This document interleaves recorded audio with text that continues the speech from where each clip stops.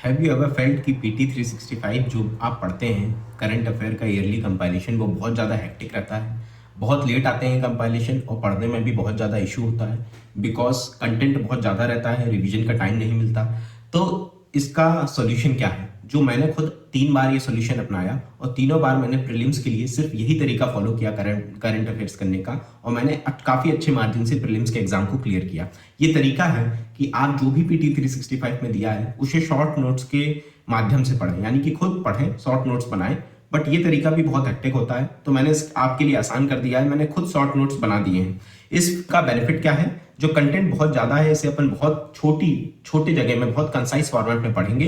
And how we will proceed? PT 365 ये science and take का है। मैं साइंस एंड टेक के 3 वीडियोस बनाऊंगा।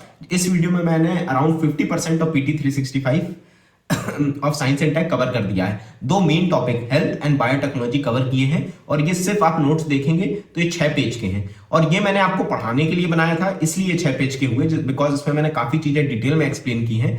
बिकॉज पीटी में बहुत सारी चीजें खासकर साइंस एंड टेक में डायरेक्ट दी होती हैं, जैसे कि डीएनए क्या है, जीन क्या है, क्रोमोसोम क्या है, डायरेक्ट दिया होता है। आपको इसका मतलब ही नहीं पता होता, आप रट के चले जाते हैं जिससे कि आप एग्जाम इन्वायरमेंट में जो एनालिटिकल क्वेश्चंस आते हैं वो गलत कर देते हैं। तो यहां मैंने पीटी के कंटेंट के साथ साथ जो और स्टैटिक का कंटेंट है जो जरूरी है आपको समझने के लिए वो भी इंक्लूड किया है। और इतना सब इंक्लूड करने के बाद भी ये टोटल 6 पेज में अराउंड आपकी आधी PT 365 of science and tech cover हो रही है। अब इसका फायदा ये है कि आप बहुत कंसाइज फॉर्मेट में आपको कंटेंट मिल जाएगा। आपको कुछ नहीं करना है, छोटा सा वीडियो होगा या आपको देखना है 1-2 घंटे का वीडियो होगा। इसके बाद आपको ये जो पूरा नोट्स है, सिर्फ 6 पेज के नोट्स हैं, मेरे टेलीग्राम चैनल पे जाइए जिसका मैं लिंक पिन कमेंट में दे दूंगा, वहां जाके डाउनलोड करिए और सिर्फ ये रिवाइज करिए। और इतने से आई कैन गारंटी यू कि आपका पीटी 365 बहुत ज्यादा अच्छे तरीके से हो जाएगा। मतलब दूसरे शब्दों में कहूं तो करंट अफेयर आपका बहुत ज्यादा अच्छे तरीके से हो जाएगा। तो अपन ये वीडियो स्टार्ट करते हैं। सबसे पहला अपन पढ़ेंगे health and then we will see biotechnology which will cover around 50% of the PT 365 जो अभी आया है। अब इसमें बहुत सारी ऐसी चीजें दी रहेंगी जो कि मेरे नोट्स में जो कि पीटी में नहीं दी है। ऐसा क्यों दिया होगा? बिकॉज आपको समझाने के लिए, जैसा कि मैंने अभी बताया, आपको ये समझ ही नहीं आएगा कि माइटोकॉन्ड्रियल रिप्लेसमेंट थेरेपी क्या होती है, जीन क्या होता है, डीएनए क्या होता है। अगर आपको इन चीजों का मतलब ही नहीं पता तो आप कभी भी एग्जाम इन्वॉल्वमेंट में जो एनालिटिकल क्वेश्चन है वो सही नहीं कर पाएंगे। तो वो सही करने के लिए वो सब मैंने इंक्लूड किया है और इतना सब करने के बाद भी ये सिर्फ 6 पेजों के नोट्स होंगे जिसमें कि आपका आधी कवर हो जाएगी। आप चाहें, आपको लग रहा हो ऐसा कि ये थोड़ा ज्यादा है, अगर मैं खुद बनाता तो मैं 6 पेज से भी कम का बनाता इसका नोट्स, बिकॉज ये मैंने आपको पढ़ाने के लिए बनाया है इसलिए थोड़ा ज्यादा बनाया है। अगर मैं खुद बनाता तो मैक्सिमम 2 या 3 पेजों का ये नोट्स होते और इन्हीं को मैं रिवाइज करता और 3-4 पेज और जोड़ लीजिए जो आगे बाकी बची पीटी 365, यानी 5-6 पेज में मेरी एक पूरी पीटी 365 कवर हो जाती। तो वीडियो को स्टार्ट करते हैं। सबसे पहला टॉपिक है मेजर हेल्थ। हेल्थ के अंदर अपन देखते जाएंगे पॉइंट वाइज, मैंने यहाँ डॉट बना के पॉइंट लिखे हैं। टीबी और tuberculosis, global TB report, it is released by WHO। अब ट्यूबरक्लोसिस होता क्या है? Tuberculosis is a disease caused by mycobacterium tuberculosis. M से आ जाता है, एम से आ जाता है mycobacterium, mycobacterium tuberculosis which is a bacteria. अब माइक्रो ऑर्गेनिजम्स होते हैं, माइक्रो ऑर्गेनिजम्स यानी कि जो बहुत छोटे होते हैं साइज में, माइक्रो में जिनका वो होता है डायमीटर या जो भी है, मतलब जो बहुत छोटे ऑर्गेनिज्म होते हैं उन्हें माइक्रो ऑर्गेनिजम्स बोलते हैं। अब माइक्रो ऑर्गेनिजम्स मल्टीपल टाइप्स के होते हैं, जैसे कि अपन देखेंगे माइक्रो ऑर्गेनिजम्स या माइक्रोब्स भी जिन्हें कहते हैं बहुत तरह के होते हैं, जैसे कि bacteria, virus, fungi, protozoa etcetera, बहुत तरह के होते हैं। तो अलग अलग डिसीज अलग अलग ऑर्गेनिज्म कराता है। जैसे कि जो ट्यूबरक्लोसिस होता है वो it is caused by mycobacterium tuberculosis, और ये जो माइकोबैक्टीरियम ट्यूबरक्लोसिस है, ये माइक्रोब है, ये बैक्टीरिया होता है। बहुत सारे लोगों को यही नहीं पता रहता, उन्हें लगता है कि टीबी क्या वायरल डिसीज है, क्या वायरस कराता है क्या, ऐसा नहीं है, बैक्टीरिया कराता है विच इज माइकोबैक्टीरियम ट्यूबरक्लोसिस। अब जो ट्यूबरक्लोसिस होती है उसकी साइट कहां होती है? Site in the sense body में वो किस अपने ऑर्गन को इंपैक्ट करता है। 2 तरह की होती है इसकी साइट, एक पल्मोनरी मतलब it will impact the lungs, and extra pulmonary मतलब लंग्स के अलावा कोई भी ऑर्गन को इंपैक्ट करे तो इसे एक्स्ट्रा पल्मोनरी टीबी कहते हैं। अब इसमें एक पीटी में दिया है कि एक्स्ट्रा पल्मोनरी टीबी आप एक याद रख सकते हैं कि स्पाइनल आई होप आपको पता हो, जो अपने बैक में होती है स्पाइनल कॉर्ड है ना, वहां उसको अगर इंपैक्ट करे, स्पाइन को अपनी इंपैक्ट करे तो उसे बोलते हैं पॉट्स डिसीज। ये आपको याद रखना है। अब ड्रग रिस्पॉन्स, आपको टीबी हो गई, आपने उसके बाद ड्रग यानी कि दवाई ली उसकी, तो ड्रग रिस्पॉन्स यानी कि आपने दवाई ली तो आपकी शरीर कैसे उसको रिस्पॉन्स करेगा। उसमें दो तरह के होते हैं, drug sensitive TB and drug resistant TB. Drug sensitive यानी कि आपने दवाई ली और जो ट्यूबरक्लोसिस बैक्टीरिया है वो उसको रिस्पॉन्ड किया, यानी कि वो खत्म हो गया बैक्टीरिया और आप ठीक हो गए, ये हो गई ड्रग सेंसिटिव टीबी। एक होती है ड्रग रेजिस्टेंट टीबी, यानी कि आप बीमार हो गए, ट्यूबरक्लोसिस हो गया, आपने दवाई ली फिर भी आप ठीक नहीं हो रहे हैं। ऐसा क्यों? बिकॉज जो बैक्टीरिया है वो रेजिस्टेंट है टू ड्रग। अब दो तरह के रेजिस्टेंट होते हैं, MDR and XDR. MDR is multi-drug resistant tuberculosis. XDR is extremely drug resistant tuberculosis. DR is drug resistant. M is multi. X is extremely drug resistant. ठीक है, मल्टी ड्रग रेजिस्टेंट टीबी, इस case में दो जो main drug होते हैं tuberculosis को treat करने के, रिफेम्पसिन एंड आइसोनियाजिड, इसके लिए रेजिस्टेंट होता है बैक्टीरिया। रेजिस्टेंट का मतलब अगर आप ये ड्रग देंगे तो बैक्टीरिया मरेगा नहीं। नॉर्मल केस में क्या होता था, वो बैक्टीरिया मर जाता था, बट अगर MDR multi drug resistant TB है तो ये जो दो मेन ड्रग है रिफेम्पसिन एंड आइसोनियाजिड, इसको अगर आप देंगे तो जो बैक्टीरिया होगा वो मरेगा नहीं। XDR मतलब जो और दूसरी स्ट्रॉन्गर मेडिसिन है, इनके अलावा और भी मेडिसिन होती हैं टीबी के लिए, स्ट्रॉन्गर मेडिसिन, उसके लिए भी रेजिस्टेंट होता है। अब यहां मैं आप चाहूं तो आपको बहुत डिटेल में बता सकता हूं, खुद मैं मेडिकल बैकग्राउंड से हूं तो और बहुत ज्यादा डिटेल में आपको समझा सकता हूं कि कौन सी स्ट्रॉन्गर मेडिसिन है और क्या होता है, बट बिल्कुल भी जरूरत नहीं है आपको। अगर आपने इतना कर लिया तो ये मोर देन सफिशिएंट है फॉर ट्यूबरक्लोसिस। ठीक है, अगला टॉपिक आ जाता है HIV। HIV is a virus. HIV कोई डिसीज नहीं है, HIV एक वायरस है, human immuno virus. Human immuno virus HIV, it is a virus, it will attack the CD4 T lymphocytes। अब जैसा कि मैंने कहा PT 365 में डायरेक्टली दिया है कि it will attack the CD4 T lymphocytes। अब आपको ये पता ही नहीं होगा कि क्या मतलब है CD4 का, क्या मतलब है T lymphocytes का, तो ये अपन यहां एक बार बेसिक समझ लेते हैं। अगर एक बार समझ लेंगे तो आपको दोबारा देखने की जरूरत नहीं पड़ेगी, फिर आप डायरेक्टली नोट से कर सकते हैं। तो जो अपना ब्लड होता है, ब्लड दो कॉन्स्टिट्यूएंट का बना होता है, वन इज प्लाज्मा। प्लाज्मा होता है लिक्विड, जो ब्लड में लिक्विड प्रेजेंट होता है उसे बोलते हैं plasma, and second is blood cells. Blood sales यानी कि जो सेल्स प्रेजेंट होती हैं उन्हें ब्लड में, उसे बोलते हैं ब्लड सेल्स। अब ब्लड सेल्स मल्टीपल टाइप्स की होती हैं। मेन ब्लड सेल्स होती हैं RBC। RBC is the red blood cell. Then platelets, इनका मेन काम होता है कोगुलेशन में, यानी कि आपको चोट लग गई, खून निकला तो उसको जम जाना, ब्लड को कोगुलेट हो जाना, उसमें इनका मेन काम होता है। So RBC, platelet and WBC। So blood में दो कॉन्स्टिट्यूएंट हैं, plasma which is liquid, then blood cells जिसमें मेनली ब्लड सेल्स कौन कौन सी होती हैं, RBC, platelet and WBC। WBC is the white blood cells. अब ये जो WBC होती हैं, ये मल्टीपल टाइप्स की होती हैं। ठीक है, WBC are of multiple types. आपने जो अपनी कभी ब्लड टेस्ट कराया हो, अपना हीमोग्राम कराया हो, तो उसमें ये सारी चीजें आती हैं कि आपका RBC काउंट कितना है, आपका प्लेटलेट काउंट कितना है, आपका WBC के अंदर बहुत सारी मल्टीपल टाइप्स का सेपरेट काउंट्स आता है, जैसे कि बेसोफिल्स कितनी है, इओसिनोफिल्स कितनी है, लिम्फोसाइट्स कितनी है। सो मल्टीपल टाइप्स की होती हैं, उनमें से एक टाइप की होती है लिम्फोसाइट्स। एक टाइप की होती है लिम्फोसाइट। अब लिम्फोसाइट भी मल्टीपल तरह की होती हैं depending upon the receptor present on these cells. जैसे कि ये लिम्फोसाइट है, suppose this is lymphocyte, and जो इसकी सेल मेम्ब्रेन है, यहां पास कुछ रिसेप्टर प्रेजेंट होते हैं। तो depending upon these receptor, lymphocyte mainly आप समझ लीजिए कि कई तरह की होती हैं, बट अगर ये रिसेप्टर जैसे कि CD4 रिसेप्टर प्रेजेंट है तो इन्हें बोलेंगे CD4 लिम्फोसाइट्स। अगर सपोज ये CD8 रिसेप्टर प्रेजेंट है, ये सेल है, ये लिम्फोसाइट है, अगर यहां CD8 रिसेप्टर प्रेजेंट है, this is a type of receptor, ठीक है, present on the cell membrane of the lymphocyte, तो इन्हें बोलेंगे CD8 लिम्फोसाइट्स। CD4 लिम्फोसाइट्स को हेल्पर टी सेल्स भी बोलते हैं, और इन्हें किलर टी सेल भी बोलते हैं। ये आपको उतना याद नहीं रखना है, बट आपको ये पता होना चाहिए, जो अभी अपन क्या पढ़ रहे थे, कि HIV human immuno virus is a virus which will attack the CD4 T lymphocytes. तो अपन ने देखा कि लिम्फोसाइट क्या है। Lymphocyte is a type of white blood cell present in the blood, ठीक है, और लिम्फोसाइट दो तरह की होती हैं, ये जो मैंने बताना भूल गया। लिम्फोसाइट होती हैं T lymphocytes and the B lymphocytes.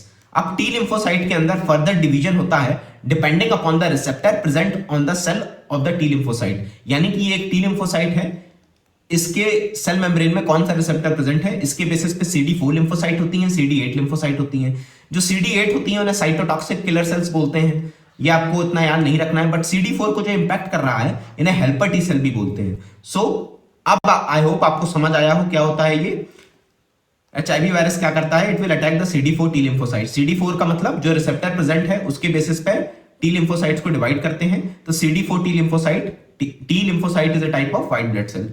सो इसको अटैक करता है। अब इसका काम क्या होता है, जो ये CD4 अपन ने CD4 लिम्फोसाइट देखी है, हेल्पर टी सेल्स देखी, इसका काम क्या होता है, इसका काम होता है to provide immunity.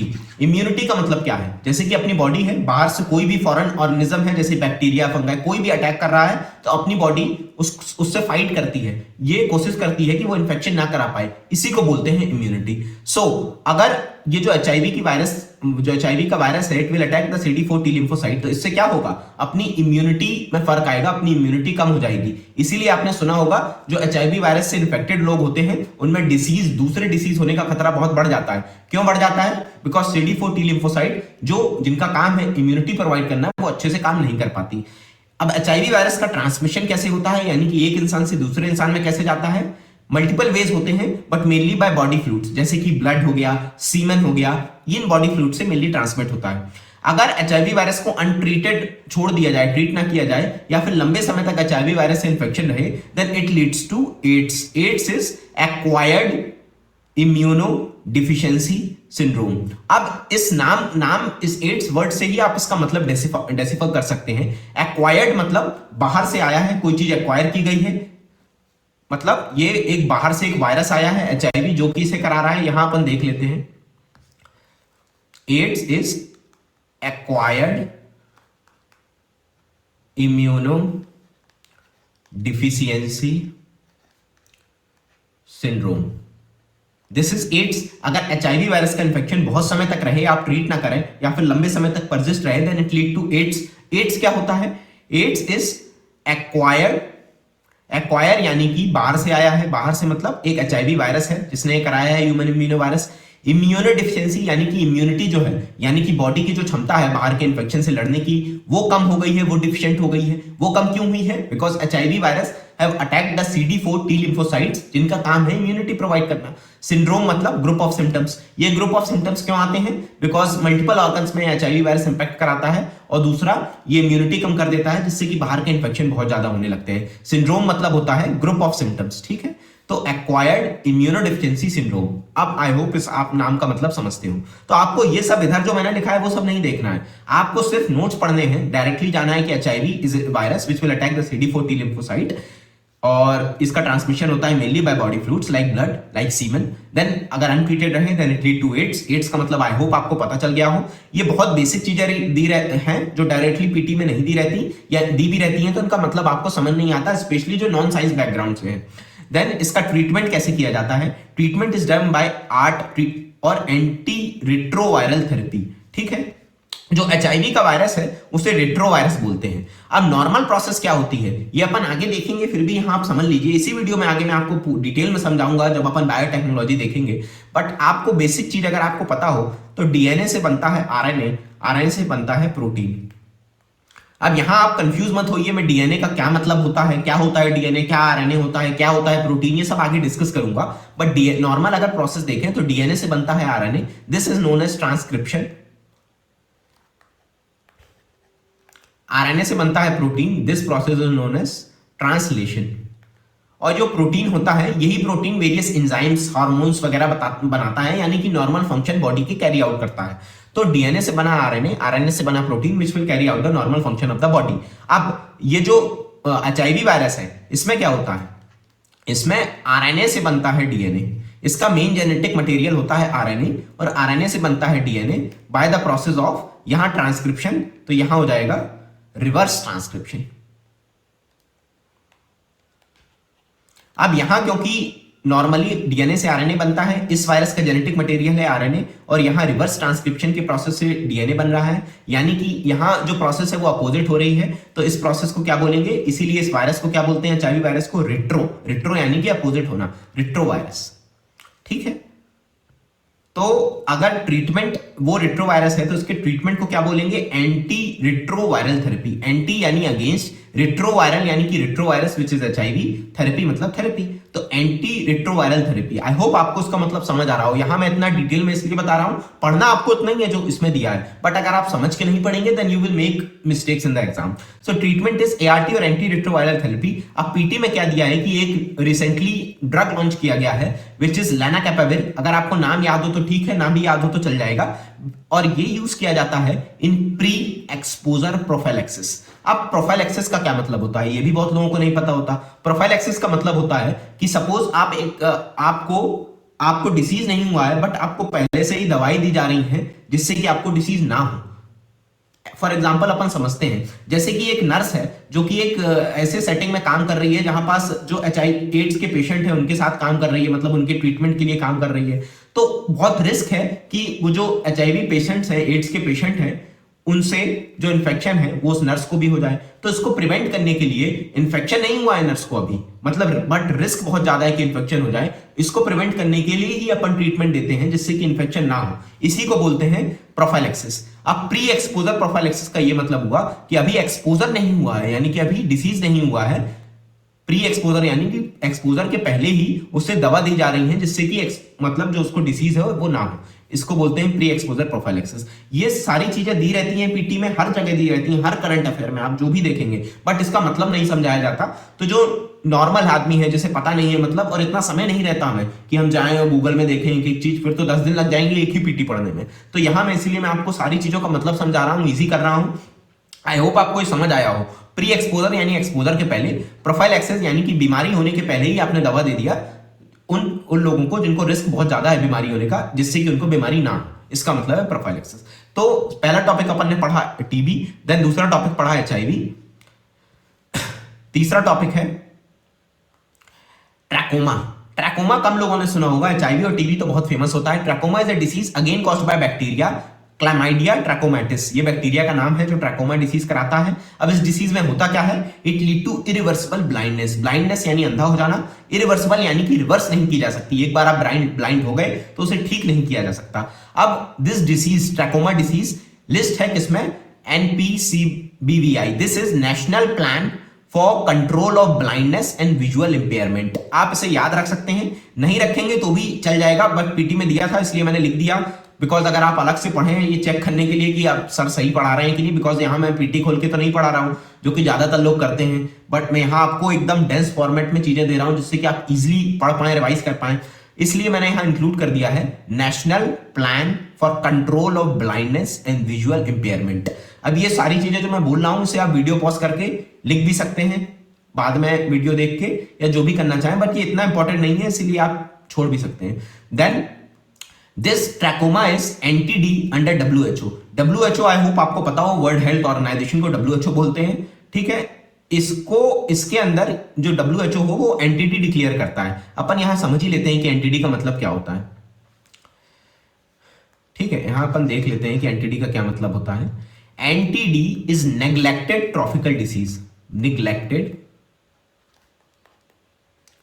Tropical disease, disease मतलब आपको पता है बीमारी, ट्रॉपिकल मतलब जो डिसीज ट्रॉपिकल एरिया में होते हैं। ट्रॉपिकल एरिया यानी कि जो अपनी ट्रॉपिक्स पास होती है उसके आसपास होते हैं, तो उसके आसपास वाली कंट्रीज में होते हैं। और निग्लेक्टेड यानी कि जिन्हें निग्लेक्ट कर दिया गया है। सो अगेन अपन ये कौन डिक्लेयर करता है, WHO ने अराउंड 20 या फिर 21, आप देख लेना कितने डिसीज, इतना इंपॉर्टेंट नहीं है, अराउंड 20 to 21 डिसीजेस को डिक्लेयर किया है एज निग्लेक्टेड ट्रॉपिकल डिसीज। यानी कि ऐसे डिसीज जो ट्रॉपिकल कंट्रीज में होते हैं लेकिन उन्हें निग्लेक्ट कर दिया गया है। ट्रॉपिकल कंट्रीज का मतलब यहाँ ट्रॉपिक ऑफ कैंसर पास होती है उसके आसपास वाली कंट्रीज में होते हैं। और निग्लेक्टेड यानी कि इन्हें निग्लेक्ट किया गया है। निग्लेक्ट क्यों किया गया है, because they may be endemic. Endemic का मतलब क्या होता है, एंडेमिक मतलब होता है वो डिसीज जो एक पर्टिकुलर एरिया में कन्फाइन होते हैं। यानी कि सपोज एक कंट्री में हो रहे हैं बस वहीं होंगे और पूरी दुनिया में कहीं नहीं होंगे। अब पूरी दुनिया में कहीं नहीं हो रहे तो कॉमन सेंस की बात है, उसमें इतना ज्यादा रिसर्च, उतना ज्यादा डेवलपमेंट, ट्रीटमेंट, डायग्नोस्टिक उसका इतना ज्यादा नहीं बनाया जाएगा। सो एंडेमिक मतलब एक पर्टिकुलर एरिया बस में ये पाए जाते हैं मोस्ट ऑफ द केसेस में, ठीक है। अपन ये देख रहे हैं व्हाई दे आर निग्लेक्टेड, मतलब इन्हें निग्लेक्ट क्यों किया गया, इनकी ट्रीटमेंट, इनकी डायग्नोस्टिक या इन डिसीज के एलिमिनेशन में इतना ज्यादा ध्यान क्यों नहीं दिया गया। One of the reason is because they are endemic, यानी पर्टिकुलर एरिया बस में पाए जाते हैं। दूसरा रीजन ये है कि मेनली अपन फोकस करते हैं 3 से 4 डिसीज में, जैसे कि जो अपन ने देखा टीबी, HIV, मलेरिया, ये डिसीज आपने सुने होंगे, ये डिसीज आपने सुने होंगे, बट जैसे कि ट्रैकोमा है जो मैंने अभी बताया, ये डिसीज आपने कभी, हो सकता है मोस्ट ऑफ द लोगों ने कभी सुना ही ना हो।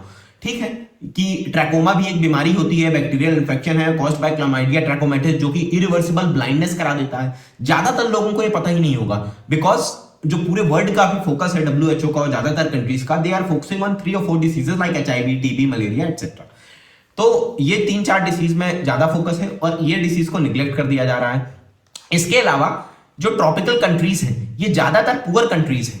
अब ये पुअर कंट्रीज हैं, यहीं पास ये डिसीज हो रहा है, तो ये खुद इतना ज्यादा रिसर्च नहीं कर पाती कि दवाई बनाए, उसकी डायग्नोस्टिक बनाए, इसको एलिमिनेट करने पर काम किया जाए। ये मैंने आपको कॉमन उसके लिए बताया है, आपकी नॉलेज के लिए। कभी एग्जाम में डायरेक्टली नहीं पूछा जाएगा, ये मैंने आपको इसलिए बता दिया है कि आपको मतलब पता चले कि what is neglected tropical disease. Around 20 to 21 disease होते हैं, one of it is trachoma. इसके अलावा कुछ आपने बहुत सुने होंगे, वो भी आपको आश्चर्य होगा कि they are also neglected tropical disease, जैसे कि डेंगू, चिकनगुनिया, जो इंडिया में बहुत कॉमन है, they are also neglected tropical disease. इसके अलावा लेप्रोसी, इसके अलावा लिम्फेटिक फाइलेरियासिस। आपने लिम्फेटिक फाइलेरियासिस नहीं सुना होगा, बट आपने हाथी पांव सुना होगा, हाथी पांव जो पांव फूल जाता है, वो भी इसमें आता है। इसके अलावा भी और बहुत सारे, स्केबीज का इन्फेक्शन इंडिया में बहुत कॉमन है, खासकर जो लो सोशियो इकोनॉमिक स्टेटा के पीपल होते हैं उन पे ज्यादा कॉमन होता है। मैंने खुद हॉस्पिटल में काम किया है, गवर्नमेंट हॉस्पिटल में, और मैंने देखा है कि बहुत ज्यादा पेशेंट आते हैं जो स्किन या डर्मेटोलॉजी डिपार्टमेंट में। तो अराउंड WHO 20 to 21 डिसीज को उसने नोटिफाई किया है एज निग्लेक्टेड ट्रॉपिकल डिसीज। ये मैंने आपको इतना सब कुछ इसलिए बताया कि आपको बस मतलब पता चल सके कि एंटिटी क्या है। आपको याद क्या रखना है, trachoma is caused by bacteria chlamydia trachomatis, it cause irreversible blindness, this disease is covered under National Program for Control of Blindness and Visual Impairment, and it is a neglected tropical disease, one of the neglected tropical disease under WHO। और NTD का क्या मतलब है ये अपन detail में देख चुके हैं। अगला डिसीज आ जाता है हेपेटाइटिस। हेपेटाइटिस का मतलब होता है इन्फ्लेमेशन ऑफ लीवर। फिर आपको यहां समझना होगा, हेपेटिक मतलब होता है लीवर, आइटिस मतलब होता है इन्फ्लेक्शन। कहीं किसी के भी सफिक्स में, सफिक्स यानी उस वर्ड के बाद अगर आइटिस लग जाए तो उसका मतलब होता है इन्फ्लेमेशन यानी कि सूजन। जैसे कि डर्माटाइटिस, डर्मा मतलब होता है स्किन, और उसके अगर पीछे आइटिस लग गया मतलब स्किन के इन्फ्लेमेशन को बोलेंगे डर्माटाइटिस। इसी तरह हेपेटिक मतलब होता है लीवर और उसके पीछे लग गया आइटिस, यानी कि हेपेटाइटिस मतलब लीवर का इन्फ्लेमेशन। अब हेपेटाइटिस का लोगों को ये बहुत ज्यादा कंफ्यूजन रहता है कि इसका मतलब क्या है viral hepatitis, hepatitis A, hepatitis B, ये सारी चीजें आपको समझ नहीं आती, तो एक एक करके समझते हैं। एक ब्रॉड टर्म है हेपेटाइटिस। हेपेटाइटिस मतलब हेपेटिक, आइटिस मतलब लीवर का इन्फेक्शन, इन्फ्लेमेशन, सॉरी इन्फेक्शन नहीं इन्फ्लेमेशन। अब लीवर का इन्फ्लेमेशन या सूजन हो गई, इसके होने के मल्टीपल रीजंस हो सकते हैं। बहुत सारे ड्रग्स यानी कि मेडिसिन आप लें उससे भी हो जाता है, और भी कोई मेटाबॉलिक डिसऑर्डर हो उससे भी लीवर का इन्फ्लेमेशन हो जाता है। One of the main reason of hepatitis यानी कि लीवर का इन्फ्लेमेशन का मेन रीजन होता है, one of the main reason is viral hepatitis, यानी कि वायरस के इन्फेक्शन के कारण लीवर में इन्फ्लेमेशन हो जाना, इट्स वायरल हेपेटाइटिस। एक सेकेंड,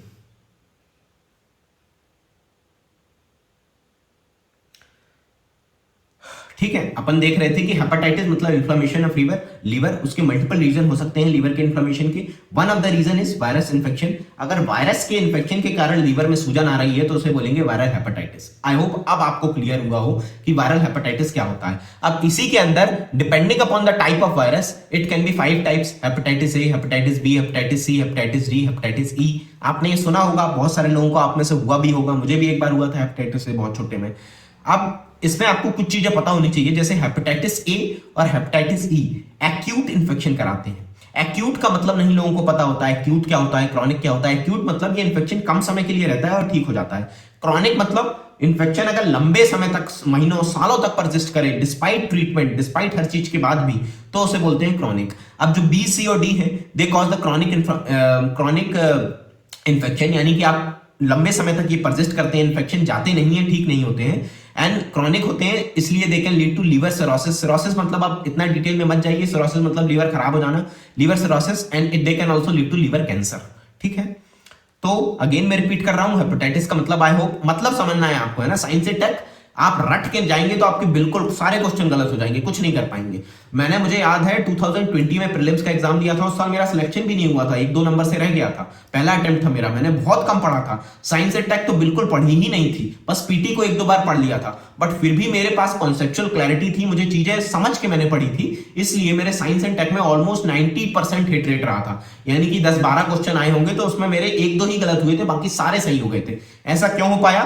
बिकॉज मैंने समझ की चीजें पढ़ी। अगर आप रट लेंगे और पीटी आप पढ़ेंगे तो आपको रटना ही पड़ेगा, है ना, बिकॉज उसमें समझाया नहीं गया है, उसमें ये नहीं बताया गया कि हेपेटाइटिस का मतलब क्या है, उसमें ये नहीं बताया गया कि हेपेटाइटिस कितने वजह से होता है। हेपेटाइटिस लोगों को ये लगता है कि बस वायरल इन्फेक्शन से होता है, नहीं, hepatitis is inflammation of liver जो मल्टीपल वजह से हो सकता है, उसमें से एक वजह है वायरस इन्फेक्शन। अब ये जो वायरस इन्फेक्शन है ये मल्टीपल टाइप्स के वायरस करा सकते हैं, ABCDE, इसमें A और E एक्यूट इन्फेक्शन कराते हैं, यानी कि ये इन्फेक्शन होगा, कुछ समय रहेगा, 1 महीना 2 महीना और ठीक हो जाएगा। B, C और D क्रॉनिक इन्फेक्शन कराते हैं, यानी इन्फेक्शन लंबे समय तक परसिस्ट करेगा। अब लंबे समय तक परसिस्ट कर रहा है इसलिए लीवर को ज्यादा हार्म कराते हैं, and they can lead to liver damage, जिसे लीवर सिरोसिस बोलते हैं, and they also increase the risk of liver cancer. अब पीटी में एक चीज और दी है कि जो हेपेटाइटिस डी होता है it is incompetent virus. Incompetent virus से मतलब ये है कि ये जो हेपेटाइटिस डी का वायरस है ये डायरेक्टली आपको इन्फेक्शन नहीं करा सकता, यानी कि ऐसा नहीं होगा कि आप पूरे ठीक हैं और हेपेटाइटिस डी का वायरस अटैक करे आपकी बॉडी को और आपका इन्फेक्शन करा दे, ऐसा नहीं होता, because it is an incompetent virus, it requires hepatitis B virus. यानी कि जब भी हेपेटाइटिस डी का इन्फेक्शन होगा तो वो इंडिपेंडेंटली नहीं होगा, वो अलोंग विथ हेपेटाइटिस बी होगा। अब एक वर्ड दिया है कि साइमल्टेनियसली होगा, यानी कि हेपेटाइटिस बी और डी साथ में अटैक कर लेंगे, साथ में इन्फेक्शन होगा, यह सब्सिक्वेंटली होगा। इसका मतलब है कि पहले हेपेटाइटिस बी का ऑलरेडी इंसान को इन्फेक्शन था, ऑलरेडी उससे वो ग्रस्त था, और उसके बाद हेपेटाइटिस डी का भी हो गया, बिकॉज हेपेटाइटिस डी कभी इंडिपेंडेंटली नहीं होगा, बी के साथ ही होगा। नाउ वैक्सीन के बारे में भी दिया है, आप एक चीज याद कर सकते हैं, एक vaccine Havisure is a vaccine for the hepatitis A. Hepatitis A के लिए वैक्सीन है हैवीश्योर। और एक बात और दी है कि हेपेटाइटिस बी और डी के लिए भी वैक्सीन अवेलेबल है, टिक मतलब अवेलेबल है, बट हेपेटाइटिस सी के लिए देयर इज नो वैक्सीन, कोई वैक्सीन नहीं है करंटली हेपेटाइटिस सी के लिए। इतनी चीजें आपको पता होनी चाहिए। Then another disease which is monkey pox, ये भी आपने कभी नाम नहीं सुना होगा। It is a viral zoonotic disease. अभी तक जो अपन डिसीज देख रहे थे, टीबी कौन सा था? Bacterial disease. HIV कौन सा था? HIV is a viral disease. Then we have seen the trachoma is caused by bacteria. Then hepatitis के मल्टीपल रीजन हो सकते हैं, बट यहां अपन ने देखा वायरल हेपेटाइटिस, यानी वायरस के इन्फेक्शन के कारण हेपेटाइटिस हो जाना। अब जो मंकी पॉक्स आता है it is also a viral disease. अब यहां एक टर्म दिया है जूनोटिक डिसीज। बहुत सारे लोगों को जूनोटिक का मतलब नहीं पता होगा। जूनोटिक डिसीज मतलब जो डिसीज एनिमल से ह्यूमन में ट्रांसमिट हो जाए, यानी कि नॉर्मली एनिमल को होता है और वो उसमें ट्रांसमिट हो जाए ह्यूमन में, इसीलिए नाम भी इसका दिया है मंकी पॉक्स, यानी नॉर्मली मंकी को होता है बट ये ट्रांसमिट हो गया to human, so it is known as monkey pox. Now it is declared as public health emergency. Public health यानी एक होता है पर्सनल हेल्थ, यानी आपकी खुद की हेल्थ, एक होती है पब्लिक हेल्थ यानी कि लार्ज, जैसे कि एक बहुत सारे लोगों की हेल्थ, कम्युनिटी की पूरी हेल्थ। जैसे कि मुझे कोई बीमारी हो गई, अगर ये मेरे से 10 लोग, जैसे कि कोविड-19 हुआ था, अगर आप सिंपल टर्म्स में समझें तो it is a public health concern, public health emergency. ऐसा क्यों? बिकॉज मुझे हो गया, ठीक है, मेरा तो पर्सनल हेल्थ इशू हो गया, बट वो मेरे से दूसरे में भी ट्रांसमिट हो जाएगा, दूसरे से तीसरे में हो जाएगा, इसी तरह हजारों लोगों में ट्रांसमिट हो सकता है। So it will become public health emergency, यानी कि लार्ज पूरे पब्लिक के हेल्थ को इन्फ्लुएंस करे तो उसे पब्लिक हेल्थ इमरजेंसी बोलते हैं। So monkey pox is declared as public health emergency of international concern by WHO। अब इसका कोई ट्रीटमेंट नहीं होता और डायग्नोसिस इसकी होती है बाय RT-PCR। अब ये भी इंपॉर्टेंट है, ये वर्ड बहुत जगह यूज किया जाता है। Let us C what is RT-PCR। ये डायरेक्टली दिया होगा पीटी में, इसका मतलब नहीं समझाया होगा, और अगर मतलब नहीं समझाएंगे तो आपको चीजें समझ नहीं आएंगी। RT-PCR सबसे पहले आपको पता होना चाहिए PCR क्या होता है। PCR is polymerase chain reaction. Polymerase is enzyme, ठीक है, ये इतना आपको नहीं पता होना चाहिए, बट मतलब पता होना चाहिए कि what is PCR। Polymerase chain reaction में क्या होता है, इसमें जो DNA होता है, DNA is a genetic material, we will see what is DNA, exact क्या होता है DNA, जीन, क्रोमोसोम, ये सब अपन इसी वीडियो में आगे देखने वाले हैं, आगे 15-20 मिनट बाद ही। बट PCR का मतलब ये है कि जो DNA है इसको एम्पलीफाई किया जाएगा। अब इसका सिग्निफिकेंस क्या होता है? सपोज इसका अपन, जैसे कि मैं खुद पुलिस ऑफिसर हूं तो पुलिसिंग में ही इसका सिग्निफिकेंस देखते हैं। जैसे कि सपोज एक कहीं डीएनए मिल गया, एक आप क्राइम सीन में गए, वहां आपको आपका छोटा सा आपको एक ट्रेस मिल गया किसी चीज का, जैसे ब्लड का या किसी भी चीज का ट्रेस मिल गया। अब यहाँ बहुत छोटा सा ट्रेस मिला है, तो इसको बहुत छोटे से को आपको बड़ा करना पड़ेगा। अगर आपको पर्सनल आइडेंटिफिकेशन करना है कि किस पर्सन का है ये, तो इसको एम्पलीफाई करना पड़ेगा। इसको एम्पलीफाई करने के लिए ही ये तरीका यूज किया जाता है, पॉलीमरेज चेन रिएक्शन। इसमें जो डीएनए छोटा सा मिला है, इसको एम्पलीफाई किया जाएगा। Amplify in the sense multiple copies बनाई जाएंगी। एम्पलीफाई का मतलब एक डीएनए से मल्टीपल कॉपीज ऑफ डीएनए बनाई जाएंगी, जिससे कि डायग्नोसिस में आसानी हो। तो पीसीआर मतलब होता है डीएनए को मल्टीपल कॉपीज में जनरेट करना। ये एक रिएक्शन, इसके स्टेप्स आपको नहीं पता होने चाहिए। मुझे डिटेल में सारी चीजें पता है, but it is of no use exam point of view से। So PCR is polymerase chain reaction, जिसमें कि डीएनए जो जेनेटिक मटेरियल है, इसकी मल्टीपल कॉपीज जनरेट की जाती हैं फॉर ईजिंग ऑफ डायग्नोस्टिक्स। ठीक है, अब आरटीपीसीआर क्या है? RT is reverse transcriptase. अगर अभी आपको याद हो, अभी अपन ने डिस्कस किया था कि नॉर्मल प्रोसेस क्या होती है, अपन ने यहां लिखा भी है। नॉर्मल प्रोसेस डीएनए से बनता है आरएनए, आरएनए से बनता है प्रोटीन, बट और इस प्रोसेस को क्या कहते हैं? From DNA to RNA it is known as transcription, from RNA to protein it is known as translation. तो ये नॉर्मल प्रोसेस है ट्रांसक्रिप्शन। अगर एचआईवी वायरस में अपन ने देखा था कि उल्टा होता है। जो एचआईवी में वायरस में, ह्यूमन इम्यूनो वायरस है, उसमें जेनेटिक मटेरियल है आरएनए, तो आरएनए से अगर डीएनए बनेगा तो एचआईवी वायरस के पास होता है रिवर्स ट्रांसक्रिप्टेज एंजाइम, यानी कि इस प्रोसेस को बोलते हैं रिवर्स ट्रांसक्रिप्शन। तो जो मंकी पॉक्स अपन वायरस देख रहे थे, उसकी डायग्नोसिस अपन देख रहे हैं, it's diagnosis is done by RTPCR. ऐसा क्यों? बिकॉज जो मंकी पॉक्स है, जो उसका जो वायरस है, उसमें भी जो जेनेटिक मटेरियल प्रेजेंट होता है वो आरएनए होता है। सो रिवर्स ट्रांसक्रिप्टिव पीसीआर, आरटीपीसीआर में नॉर्मली अपन क्या करेंगे, अपन को जेनेटिक मटेरियल मिलेगा आरएनए बॉडी के अंदर, अगर ये इंफेक्शन करा देगा, उसको अपन करेंगे डीएनए में कन्वर्ट, और इसी को बोलते हैं रिवर्स ट्रांसक्रिप्शन, रिवर्स ट्रांसक्रिप्शन। और फिर इस डीएनए को अपन via PCR, polymerase chain reaction, इसकी मल्टीपल कॉपीज जनरेट करेंगे, which will ease the diagnosis. ठीक है, आई होप आपको ये समझ आया हो। ये मैंने आपको समझाने के लिए लिखा था। जब भी आप पढ़ें तो इतना आपको डिटेल में नहीं पढ़ना, अगर आपको मतलब पता है। इसीलिए मैं कह रहा हूं कि मैंने आपको समझाने के लिए 6 पेज के नोट्स बनाए हैं। अगर मैं खुद बनाता इसके नोट्स अपने पढ़ने के लिए, मैं एग्जाम दे रहा होता, तो मैं मैक्सिमम 2 पेज में ही इजिली हो जाता, 2 से 3 पेज में पूरा।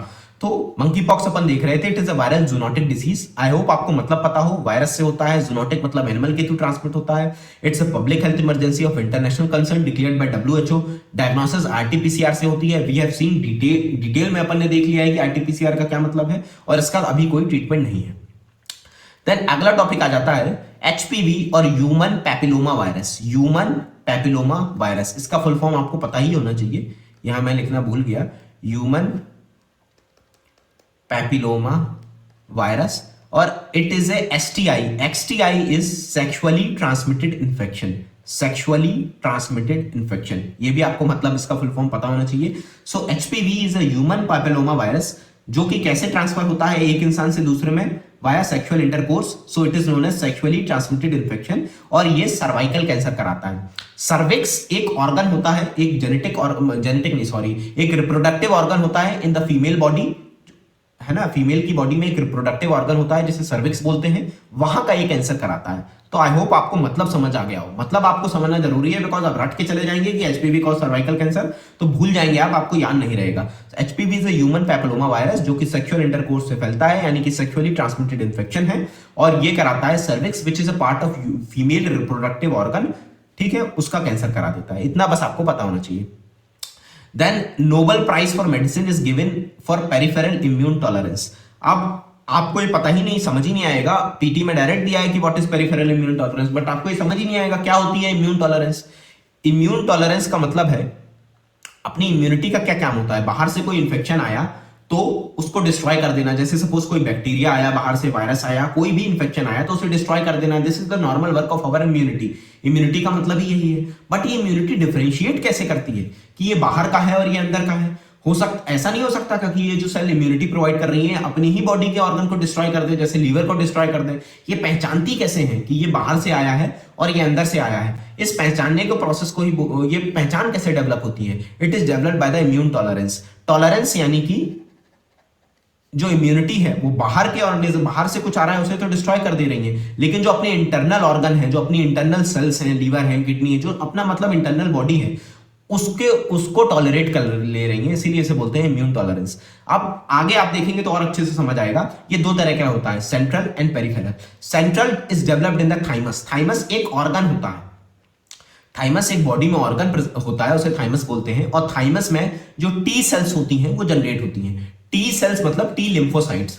क्या होती हैं टी लिम्फोसाइट्स? अगेन अपन रिवाइज करते हैं, एक्टिव रिकॉल करते हैं। ब्लड है, ब्लड के अंदर प्रेजेंट है plasma which is liquid, then cells, blood cells. Blood cells में we have seen the red blood cells, we have seen the platelets, then we have seen the white blood cells. ये major blood cells हैं जो present होती हैं blood में। अब white blood cell के अंदर मल्टीपल टाइप्स की होती हैं, जैसे basophils, eosinophils etcetera, and one of them is lymphocytes. ठीक है, एक तरह की व्हाइट ब्लड सेल होती हैं लिम्फोसाइट। अब लिम्फोसाइट भी दो तरह की होती हैं, B lymphocyte and T lymphocyte. जो टी लिम्फोसाइट है वो अपन ने देखी थी, वहां CD4 CD8 भी देखा था, आई होप आपको याद आ रहा हो। ठीक है, तो वो जो टी लिम्फोसाइट्स हैं वो कहां बनती हैं? वो बनती हैं थाइमस में। So thymus is an organ in the body which produces T lymphocyte. आप इतना बस याद रखिए। अब ये थाइमस क्या करेगा? टी लिम्फोसाइट में अपन ने काम क्या देखा था टी लिम्फोसाइट का, मैं आपको दिखाई देता हूं। यहां अपन ने देखा था कि लिम्फोसाइट्स बनती हैं, T lymphocytes and B lymphocytes.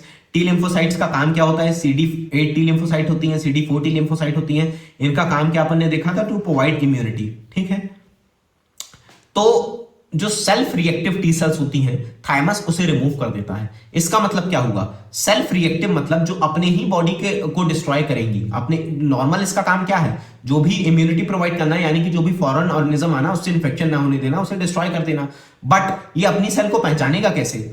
ये कैसे पहचानता है? By the process of immune tolerance. वो दो जगह डेवलप होती है, central and peripheral. Central is developed with the thymus. Thymus is an organ which produce the T lymphocyte. अब जो थाइमस होता है ये रिमूव कर देता है सेल्फ रिएक्टिव टी लिम्फोसाइट, यानी कि ऐसी टी लिम्फोसाइट को जो अपने ही बॉडी, सेल्फ रिएक्टिव यानी कि जो अपने ही बॉडी के इंटरनल ऑर्गन्स को, इंटरनल सेल्स को डिस्ट्रॉय करने वाली हो, तो इनको रिमूव ही कर दिया जाता है। बट ये रिमूवल कंप्लीट नहीं हो पाता। कुछ सेल्फ रिएक्टिव टी लिम्फोसाइट यानी कि कुछ ऐसी टी लिम्फोसाइट जो अपने ही बॉडी के ऑर्गन को हार्म करेंगी, वो अपने ब्लड में आ जाती हैं। तो वो कैसे रिमूव होंगी? वो अपने बॉडी के सेल्स को खुद अपने आप को हार्म ना करें, अपनी बॉडी को। तो उसके लिए क्या होता है? Peripheral immune tolerance.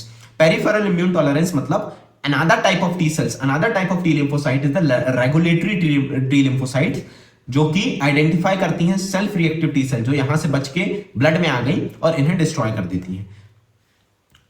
तो इम्यून टॉलरेंस आई होप आपको समझ आया हो। सेंट्रल एंड पेरिफेरल नहीं आया हो तो आप वापस जाइए और फिर से ये देखिए क्या होता है इसका मतलब, आपको समझ आ जाएगा। काफी इजी है, इतना कॉम्प्लेक्स नहीं। अब जो ये रेगुलेटरी टी सेल है, regulatory T cell which provide the peripheral immune tolerance. Peripheral immune tolerance मतलब थाइमस में self reactive T cell destroy हो रही हैं, कुछ बच जा रही हैं जो ब्लड में आ जा रही हैं, उनको रेगुलेटरी टी सेल आइडेंटिफाई कर रही हैं और डिस्ट्रॉय कर दे रही हैं।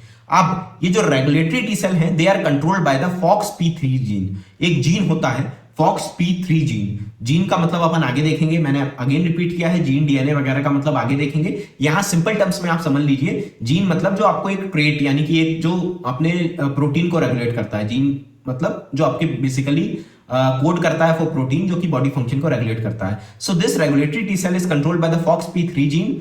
अगर इस जीन में म्यूटेशन हो जाए तो क्या होगा? म्यूटेशन मतलब क्या होता है? अब ये भी आपको पता होना चाहिए। म्यूटेशन मतलब जो जेनेटिक सीक्वेंस होता है वो चेंज हो जाना। जेनेटिक सीक्वेंस जो जीन में प्रेजेंट है वो चेंज हो जाने को बोलते हैं म्यूटेशन। तो this regulatory T cell is controlled by the FOXP3 gene. अगर इसमें म्यूटेशन हो जाए तो क्या होगा? ये रेगुलेटरी टी सेल अच्छे से काम नहीं कर पाएंगी। ये रेगुलेटरी टी सेल काम नहीं कर पाएंगी तो क्या होगा? जो सेल्फ रिएक्टिव टी सेल है वो डिस्ट्रॉय नहीं हो पाएंगी, आइडेंटिफाई नहीं हो पाएंगी, डिस्ट्रॉय नहीं हो पाएंगी। उससे क्या होगा? ये जो सेल्फ रिएक्टिव टी सेल है वो अपने सेल्फ को ही डिस्ट्रॉय कर देंगी और एक डिसीज कराएंगी, auto immune disease which is known as IPEX. आपने बहुत बार सुना होगा ऑटो इम्यून डिसीज। ठीक है, ऑटो इम्यून मतलब जो अपनी इम्यूनिटी है वो ऑटो यानी कि अपनी ही चीजों को डिस्ट्रॉय कर दे रही है जो खुद की है। ऑटो इम्यूनिटी मतलब जो अपनी इम्यूनिटी अपनी ही बॉडी सेल को डिस्ट्रॉय कर रही है। तो यहां पास यही हो जाएगा। अगेन मैं रिपीट कर देता हूं, this regulatory T cell is controlled by the FOXP3 gene. अगर इस जीन में म्यूटेशन हो गया तो ये सेल अच्छे से काम नहीं कर पाएंगी, जिससे कि जो सेल्फ रिएक्टिव टी सेल है वो आइडेंटिफाई नहीं हो पाएंगी, डिस्ट्रॉय नहीं हो पाएंगी और ये अपने ही बॉडी ऑर्गन को हार्म कराएंगी और एक ऑटो इम्यून डिसीज कराएंगी which is known as IPEX. और यही जो FOXP3 जीन है उसका म्यूटेशन है, आईपेक्स है। इन्हीं सब के लिए नोबेल प्राइज मिला है for medicine for peripheral immune tolerance, और इसी चीज के ये जो मैंने प्रोसेस बताया इसी के लिए मिला है नोबेल प्राइज। तो आपको इतना ये जानना जरूरी नहीं है कि नोबेल प्राइज क्यों मिला, आपको ये पता होना चाहिए कि क्या होता है इम्यूनिटी, क्या होती है ऑटो इम्यूनिटी, क्या है ये ऑटो इम्यूनिटी यानी कि अपनी इम्यूनिटी अपनी ही बॉडी को डिस्ट्रॉय कर दे, ये प्रिवेंट कैसे होती है bye immune tolerance, immune tolerance कैसे डेवलप होती है, सेंट्रल एंड पेरिफेरल दो तरीके हैं। Central is develop in the thymus, thymus is an organ जहां नॉर्मली टी सेल बनती है, यहीं बात जो सेल्फ रिएक्टिव टी सेल है उन्हें रिमूव कर दिया जाता है, तो ये हो गई सेंट्रल। अब अगर ये सेल बच गई सेल्फ रिएक्टिव टी सेल और ब्लड में आ गई तो पेरिफेरल जो अपनी इम्यून टॉलरेंस है वो काम में आती है। वो क्या करती है वहां, वो कैसे होती है, वहां रेगुलेटरी टी सेल होती है जो कि आइडेंटिफाई करती है सेल्फ रिएक्टिव टी सेल को और उन्हें डिस्ट्रॉय कर देती हैं, and then we have seen the whole process. अगर आपको समझ नहीं आया हो, ये थोड़ा कॉम्प्लेक्स है, खासकर जो नॉन साइंस बैकग्राउंड के हैं, नॉन बायोलॉजी बैकग्राउंड के हैं उनके लिए, तो आप एक बार रिवाइंड करके देख सकते हैं, बट ये बहुत इंपॉर्टेंट है to understand the process of immunity, to understand the process of auto immunity. ये समझना आपके, ये आप थोड़े क्यूरियस भी तो होते होंगे जब आप पढ़ते होंगे पीटी में कि ऐसा क्यों हो रहा है कि जो अपनी इम्यूनिटी है, अपने जो रोगों से लड़ने की क्षमता, अपनी बॉडी की इम्यूनिटी है, वो बाहर बस कोई आ रहा है तो उसको अटैक कर रही है, अपनी बॉडी को क्यों नहीं अटैक कर रही, क्यों पहचान पा रही है कि हाँ हमें अपनी बॉडी को अटैक नहीं करना। तो ये प्रोसेस होता है उसका। अब इसका सिग्निफिकेंस क्या है जो डिस्कवरी हुई है पेरिफेरल इम्यून टॉलरेंस की। AI is auto immune, AI का मतलब ऑटो इम्यून है। सो ऑटो इम्यून डिसीज में, कैंसर ट्रीटमेंट में, ऑर्गन ट्रांसप्लांटेशन वगैरह में होता है। ऑर्गन ट्रांसप्लांटेशन में काम में क्या होता है ये मैं आपको बता देता हूं, उतना जानना जरूरी नहीं है। ये आप खुद अगर ये चीज समझ गए हैं, ऑटो इम्यूनिटी का कॉन्सेप्ट, इम्यूनिटी का कॉन्सेप्ट, तो आप अगर खुद कॉमन सेंस लगाएं, थोड़ा थिंकिंग करें, है ना, तो आप ये समझ जाएंगे कि ऑर्गन ट्रांसप्लांटेशन में क्या होता है। सपोज एक आदमी है, उसका लीवर खराब हो गया, उसे दूसरे पर्सन से लीवर देना है, तो अब जो दूसरे पर्सन से लीवर आ रहा है वो अपने बॉडी के लिए तो फॉरेन हो गया, अपनी बॉडी के लिए तो बाहर का हो गया, तो अपनी इम्यूनिटी उसे तो पहचान नहीं पाएगी, उसे अटैक कर देगी और उसको डिस्ट्रॉय कर देगी। तो जो ट्रांसप्लांटेशन है यानी कि दूसरे व्यक्ति से अपने इसमें लीवर लगाया, अपनी बॉडी उसको लगा कि ये तो फॉरेन का आया है और अपनी इम्यूनिटी ने अटैक कर दिया और उसे डिस्ट्रॉय कर दिया, तो ये फेल हो जाएगा ट्रांसप्लांटेशन। तो इसको प्रिवेंट करने के लिए इम्यूनिटी से कुछ होता होगा, इसीलिए इसका रोल होता है इन द ऑर्गन ट्रांसप्लांटेशन। मैं आपको डिटेल में भी बता सकता हूं बट इतना जरूरी नहीं है। आप ये कॉन्सेप्ट अगर आप समझ गए तो आपको चीजें क्लियर हो जाएंगी। अगला टॉपिक है AMR which is the anti microbial resistant. Anti microbial resistant आप सबसे पहले दिया है कि WHO एक रिपोर्ट निकालती है, global antibiotic resistant surveillance report, GLO is global antibiotic resistant surveillance report. ठीक है, अब anti microbial resistant, anti microbial क्या है, अपन ने देखे थे microbe which is the bacteria, fungi, virus, protozoa etcetera, ये सारे माइक्रोब जो बहुत छोटे ऑर्गेनिज्म है, एंटाई मतलब इनके अगेंस्ट जो काम करेंगी। सो एंटी माइक्रोबियल होती हैं वो दवाइयां जो इनके अगेंस्ट इनको खत्म करती हैं, इनके अगेंस्ट काम करती हैं। इस रेजिस्टेंट डेवलप हो जाना यानी कि ये सारे माइक्रोब इन दवाई से अगर इंपैक्ट ना हो, मतलब ये सारे माइक्रोब रेजिस्टेंट हो गए हैं टू दीस मेडिसिन्स और दीस एंटी माइक्रोबियल, यानी कि ये नॉर्मली ये एक बैक्टीरिया था, अगर अपन ने एक दवा दी एंटी माइक्रोबियल दी तो ये डिस्ट्रॉय हो गया। बट अगर ये ही बैक्टीरिया रेजिस्टेंट डेवलप कर ले फॉर दैट पर्टिकुलर एंटीबायोटिक और एंटी माइक्रोबियल या that particular drug, suppose drug one दिया और ये डिस्ट्रॉय हो गया, अब कुछ समय बाद किसी दूसरे पर्सन में यही बैक्टीरिया ने इन्फेक्शन किया लेकिन ड्रग वन दिया और डिस्ट्रॉय नहीं हुआ, मतलब ये जो बैक्टीरिया है ये रेजिस्टेंट हो गया है टू दैट ड्रग। इसका नुकसान क्या होगा, नुकसान ये होगा कि आप नॉर्मली सपोज आपको जो अपन ने स्टार्टिंग में ही देखा था ना MDR XDR टीबी, जैसे टीबी का ही केस ले लेते हैं। नॉर्मली पहले क्या होता था कि टीबी हुई, आपने आइसोनियाजिड, रिफेम्पासिन जो मेन ड्रग है ये दिए और टीबी ठीक हो गई। बट अब क्या हो गया है, अब जो टीबी का बैक्टीरिया है माइकोबैक्टीरियम ट्यूबरक्लोसिस, उसको फर्क ही नहीं पड़ता, ये आप दवाई दे रहे हैं तो इंपैक्ट ही नहीं होता। तो इससे नुकसान क्या होगा, इससे ट्रीटमेंट करने में बहुत दिक्कत आएगी क्योंकि जो पहले मेडिसिन काम कर रही थी, एंटी माइक्रोबियल काम कर रही थी, वो काम नहीं कर पाएंगी। सो एंटी माइक्रोबियल रेजिस्टेंट, आई होप आपको उसका मतलब समझ आया हो। WHO एक रिपोर्ट रिलीज करती है, याद करने वाली चीज है। Then strains of microbes with anti microbial resistant are known as superbugs, यानी कि माइक्रोब एक है, उसकी वो स्ट्रेन, मतलब माइक्रोब के भी बहुत सारे टाइप होते हैं एक पर्टिकुलर माइक्रोब के। अब मैं इतना डिटेल में नहीं जाऊंगा कि स्ट्रेन क्या होता है, ये क्या वो क्या, वो तो फालतू की चीजें हैं, मतलब आपके काम की नहीं है। सो स्ट्रेन ऑफ माइक्रोब, एक पर्टिकुलर माइक्रोब है, उसकी बहुत सारी स्ट्रेन है। एक particular strain which is resistant to anti microbials, यानी कि एंटी माइक्रोबियल रेजिस्टेंट अगर हो गया तो उसे क्या बोलेंगे, सुपरबग्स। ये आपको याद रखना है सुपरबग्स क्या होते हैं। देन सपोज एक पर्टिकुलर बैक्टीरिया है, ये आप समझने वाली बात है, जीन ट्रांसफर वर्टिकल, यहां मैंने लिखा है gene transfer, WERT is vertical, HORI is horizontal, vertical and horizontal, मतलब एक सपोज पर्टिकुलर बैक्टीरिया है, ये एंटी माइक्रोबियल रेजिस्टेंट है, यानी कि कोई एंटी माइक्रोबियल आपने दी तो इस पर काम नहीं करेगी। अब ये ट्रांसमिट कर सकता है जीन अपने आगे वाले बैक्टीरिया को, यानी कि ये रिप्रोडक्शन होगा। रिप्रोडक्शन का मतलब आई होप आपको पता हो, मतलब ये अपनी प्रोजेनी, अपने बच्चे बनाएगा सिंपल टर्म्स में। तो ये ट्रांसमिट कर देगा अपने बच्चों में भी ये एंटी माइक्रोबियल रेजिस्टेंट, जो बच्चे होंगे वो भी एंटी माइक्रोबियल रेजिस्टेंट होंगे। तो इसे बोलते हैं vertical gene transfer. And another term is horizontal gene transfer, यानी कि एक ये है, ये दूसरा माइक्रोब है, ये एक माइक्रोब है which is anti microbial resistant. ये दूसरा माइक्रोब है, ये इसमें माइक्रो मतलब जो एंटी माइक्रोबियल है वो काम करती है, बट ये जीन ट्रांसफर कर देगा इसको, मतलब किसी प्रोसेस से ये दोनों पास में आएंगे और इसका जीन इसमें ट्रांसफर हो जाएगा, जो जीन एंटी माइक्रोबियल रेजिस्टेंट करा रहा था। तो क्या होगा अंत में, पहले ये एंटी माइक्रोबियल रेजिस्टेंट था, इसमें एंटी माइक्रोबियल काम करती थी। इस horizontal gene transfer, this is known as the horizontal gene transfer, this process. तो इसके बाद क्या होगा, ये भी एंटी माइक्रोबियल रेजिस्टेंट है और इसने एंटी माइक्रोबियल रेजिस्टेंस का जो जीन है वो ट्रांसफर कर दिया इसमें, तो ये भी एंटी माइक्रोबियल रेजिस्टेंट हो गया।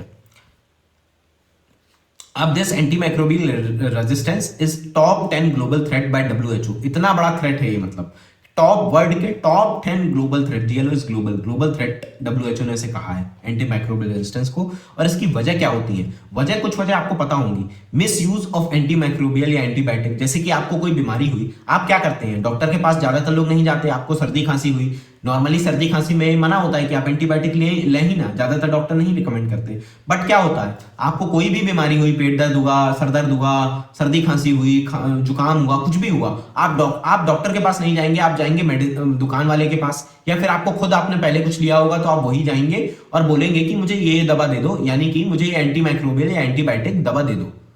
वो आपको दे देगा, आपने ले ली। अब उसकी नॉर्मल केस में अगर आप डॉक्टर के पास जाते तो उसकी हो सकता है जरूरत ही ना हो, यानी कि आप वेस्ट, मतलब आपको लेनी नहीं थी फिर भी आप ले रहे हैं।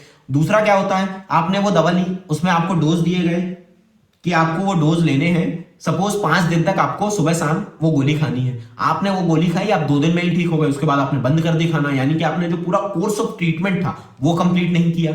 और इसके अलावा क्या हो सकता है, इसके अलावा आजकल डॉक्टर भी बहुत इसको मिसयूज करने लगे हैं। मतलब आप किसी गांव में डॉक्टर के पास गए या कहीं भी गए, उसने ही आपको लिख दिया, जरूरत नहीं थी फिर भी लिख दिया कि आप एंटीमाइक्रोबियल या एंटीबायोटिक ले लीजिए, जिससे कि आप रिजल्ट जल्दी आए, बट लॉन्ग टर्म में क्या होता है, इससे रेजिस्टेंस डेवलप हो जाता है। So misuse antibiotic antimicrobial misuse is one of the reason for development of the antimicrobial resistance. दूसरा, लाइफ स्टॉक में दे देना। लाइफ स्टॉक यानी कि जानवर जो होते हैं उनमें अगर आप दे रहे हैं, उनको कोई बीमारी हो गई, उनको ट्रीटमेंट के लिए एंटीमाइक्रोबियल दिया, उसके बाद उनका जो प्रोडक्ट है वो ह्यूमन कंज्यूम करता है और ह्यूमन में भी वो रेजिस्टेंस ट्रांसमिट हो जाता है। देन वेस्ट मैनेजमेंट, होटल में जो वेस्ट होता है, हॉस्पिटल में जो वेस्ट होता है, जैसे कि हॉस्पिटल में बहुत सारे वेस्ट जनरेट होते हैं, आपको चोट लग गई तो खून ब्लड होता है, ऑर्गन्स होते हैं, विसरा होते हैं, ये सब हॉस्पिटल में वेस्ट जनरेट होता है। ये प्रॉपर डिस्पोजल बहुत जगह नहीं हो पाता, और ये जो वेस्ट होता है इसके it is also one of the reason for the development of the antimicrobial resistance. ये आपको पता होना चाहिए। इतना इंपॉर्टेंट नहीं है, इतना आपसे नहीं पूछेंगे, बट फिर भी आपको पता होना चाहिए। ये नॉर्मल चीजें आपको बहुत सारे लोगों को ये पता भी रहती हैं अगर आप अच्छे से तैयारी कर रहे हैं तो। देन अगला टॉपिक है FDC is the fixed drug combination. Fix dose combination का मतलब क्या हुआ, मोर देन और इक्वल टू 2, मतलब डोज कॉम्बिनेशन है, कॉम्बिनेशन यानी एक से ज्यादा, यानी कि 2, मोर देन इक्वल टू यानी 2 या उससे ज्यादा। API is the active pharmaceutical ingredient.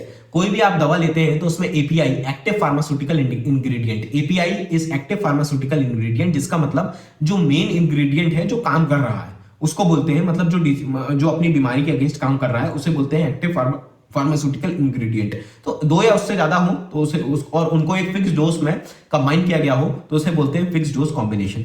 अब वाई FDC क्यों ली जाती है FDC, यहां मैंने आगे लिखा नहीं है बिकॉज उसकी जरूरत नहीं है आपको जानने की।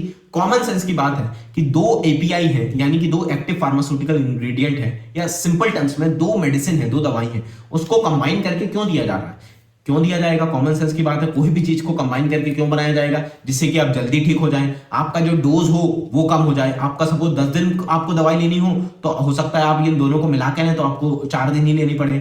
आपका जो इफिकेसी हो वो बढ़ जाए, यानी कि उसको किसी डिजीज को ठीक करने की क्षमता बढ़ जाए। ये सारी वजह हो सकती है, मतलब सब अच्छी वजह हो सकती है। बट PT में ये न्यूज में क्यों आया, बिकॉज बहुत सारी FDC फिक्स डोज कॉम्बिनेशन को बैन कर दिया गया है। क्यों बैन किया गया, बिकॉज इसका कोई प्रूवन वो नहीं है। ऐसा बहुत सारी fix dose combination FDC use की जाती है, मतलब 2 ड्रग को कंबाइन करके दी जाती है, बस उसका कोई प्रूवन नहीं है कि उसकी कोई इफिकेसी है कि नहीं, फिर भी दी जा रही है। इसके अलावा उसके साइड इफेक्ट्स कई बार देखा गया कि बढ़ जाते हैं। AMR और एंटी माइक्रोबियल रेजिस्टेंस भी डेवलप हो जाता है। It is also one of the reason, fix dose combination देना भी एक रीजन है एंटी माइक्रोबियल रेजिस्टेंस डेवलप होने का। इसके अलावा this is sign of decrease, कम हो जाना, डिक्रीज डोजेज फ्लेक्सिबिलिटी, यानी कि सपोज डॉक्टर है वो 2 ड्रग दे रहा था अलग अलग, अब उसे लगा कि ये वाला ड्रग तो उतना ही देना है, ये वाले ड्रग की डोज को थोड़ा कम कर देना है, तो वो ऐसा कर सकता है। बट अगर सपोज ये दोनों ड्रग मिला के एक ड्रग बना दिया गया, फिक्स डोज कॉम्बिनेशन बना दिया गया और ये दिया जा रहा है, तो फिर तो उसे उतना ही देना पड़ेगा ना। वो ऐसा नहीं कर सकता कि इसको कम कर दे इसको ज्यादा कर दे, मतलब डोजेज फ्लेक्सिबिलिटी कम हो जाती है और this is sign of increase, price बढ़ जाती है। बहुत सारी कंपनीज इसीलिए एफडीसी बनाती है जिससे कि उसे महंगा मार्केट कर सके, महंगा बेच सके। सो ये फिक्स डोज कॉम्बिनेशन का कॉन्सेप्ट है। अब आपने देखा होगा अपन ने एक पेज पढ़ा, बहुत ज्यादा टाइम लग गया, बट ये बहुत ज्यादा डेंस पेज था। आपको ये सारी चीजें जो मैं ये पीडीएफ दे दूंगा, ये सारा हटा के जो मैंने मार्क किया है, आपको सिर्फ ये वीडियो देखना है, ये पढ़ना है और आपका काम हो जाएगा। अब फार्मा रेगुलेशन है, ये तो याद करने वाली चीजें हैं। इसमें एक्ट है which is drug and cosmetic act, यानी कि drugs as well as the cosmetic, इन दोनों को रेगुलेट करता है और ड्रग एंड कॉस्मेटिक रूल्स भी हैं। इसके अलावा दूसरा टॉपिक है CDSCO, central drug standard control organisation. I am repeating, central drug standard control organisation, CDSCO. So इसका नाम से ही पता चल रहा है, ये ड्रग स्टैंडर्ड को कंट्रोल करेगी। तो ड्रग का स्टैंडर्ड है, क्वालिटी है, उसको कंट्रोल करती है। ड्रग अप्रूवल प्रोवाइड करती है। क्लिनिकल, सीएलआई इज द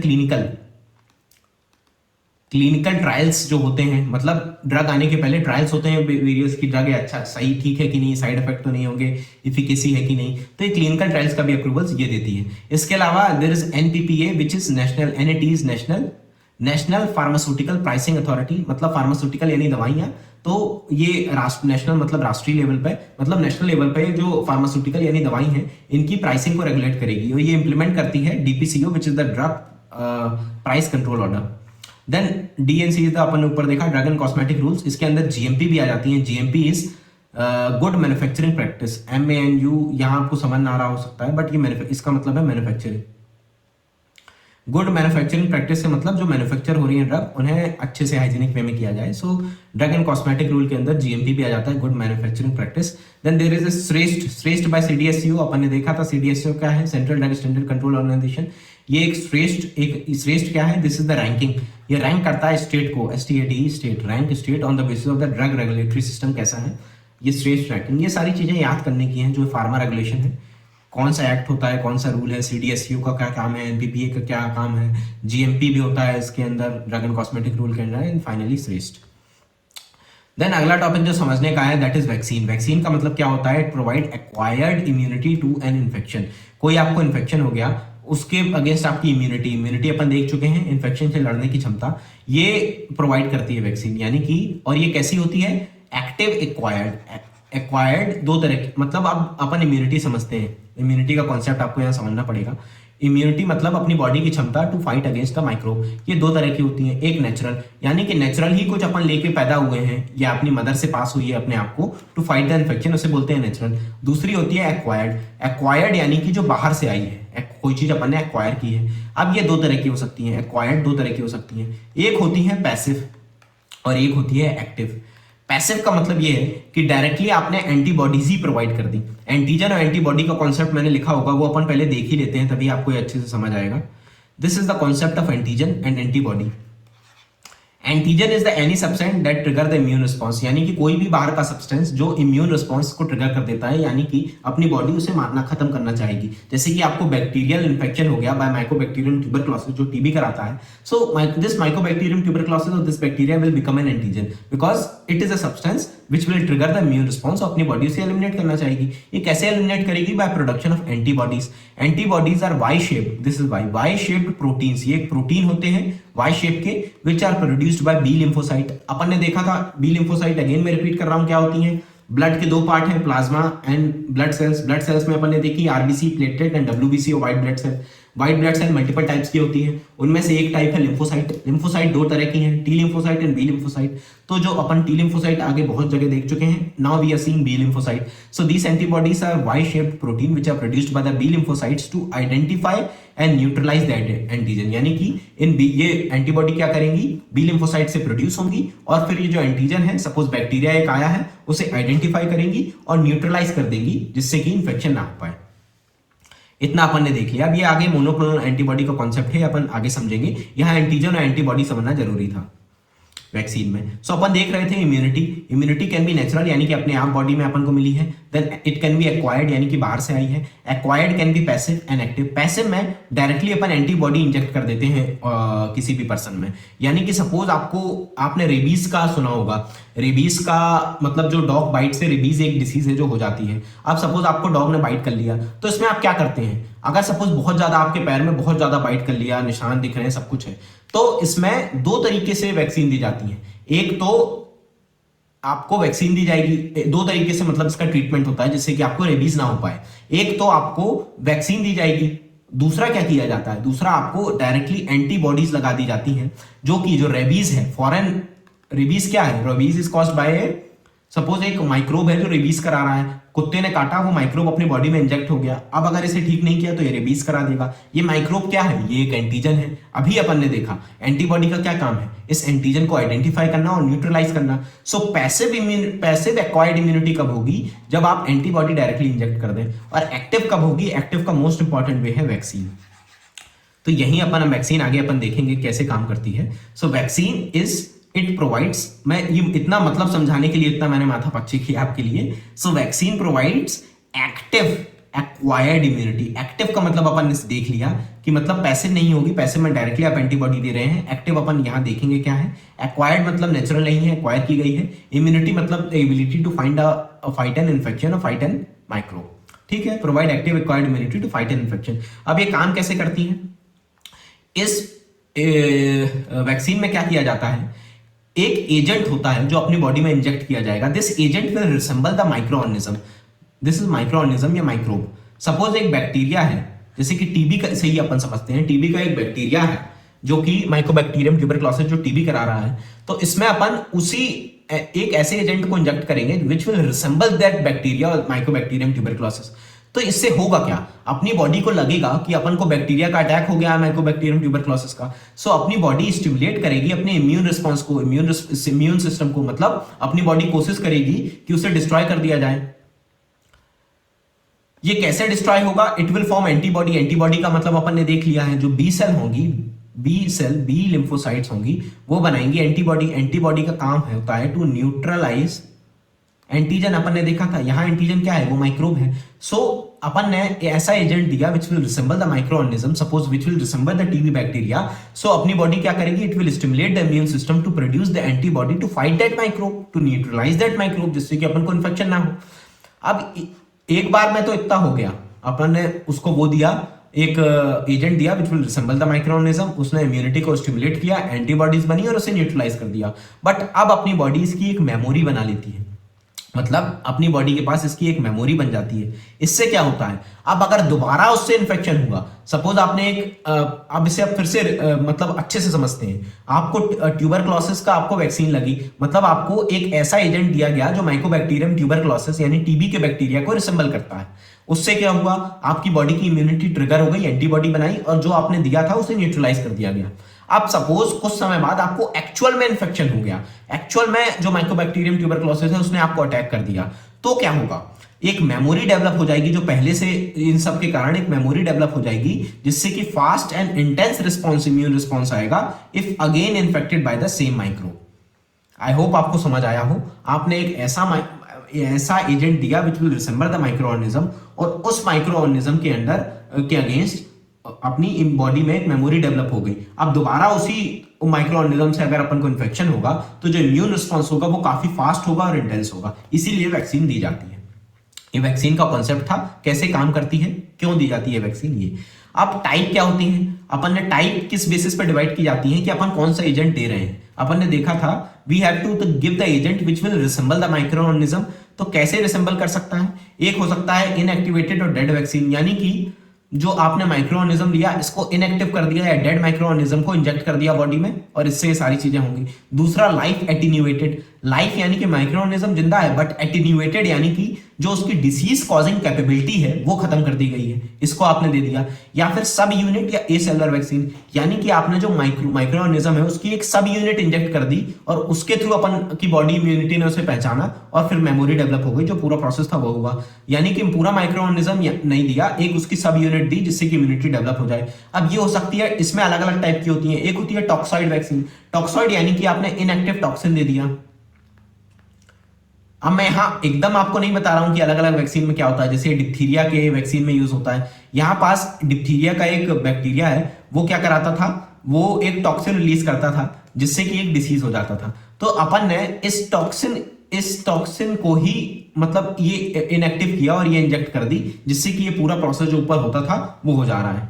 और इसके अलावा आ जाता है कॉन्जुगेट वैक्सीन। कॉन्जुगेट वैक्सीन में दो पार्ट ऑफ पैथोजन, पैथोजन मतलब वही माइक्रो भी आप मान लीजिए, माइक्रो पैथोजन माइक्रो ऑर्गेनिज्म ये सब सेम है। सो कॉन्जुगेट मतलब दो पार्ट को कंबाइन करके दे दिया। रिकॉम्बिनेंट मतलब पैथोजन का अपन ने जीन लिया और उससे बहुत सारे प्रोटीन बनाए और फिर इस प्रोटीन को अपनी बॉडी में इंजेक्ट कर दिया। So it will also resemble the micro organism. मतलब बेसिक कॉन्सेप्ट क्या है, इनिशियल स्टार्ट कैसे हो रहा है, एजेंट या ऐसी कोई चीज will resemble the micro organism, ये अपन को प्रोवाइड करनी है। It can either B inactivated या डेड माइक्रो ऑर्गेनिज्म खुद। It can B life attenuated micro organism यानी कि माइक्रो ऑर्गेनिज्म लाइफ है बट उसकी डिसीज कॉजिंग कैपेबिलिटी खत्म कर दी है। या फिर उस माइक्रो ऑर्गेनिज्म की कोई सब यूनिट इंजेक्ट कर देना, जैसे कि उसका इनएक्टिव टॉक्सिन, जैसे कि उसके body parts, to part of the pathogen, conjugate बोलेंगे इसे। रिकॉम्बिनेंट यानी कि पैथोजन के जीन से प्रोटीन बनाया गया और इस प्रोटीन को इंजेक्ट किया गया। देन डीएनए और RNA vaccine.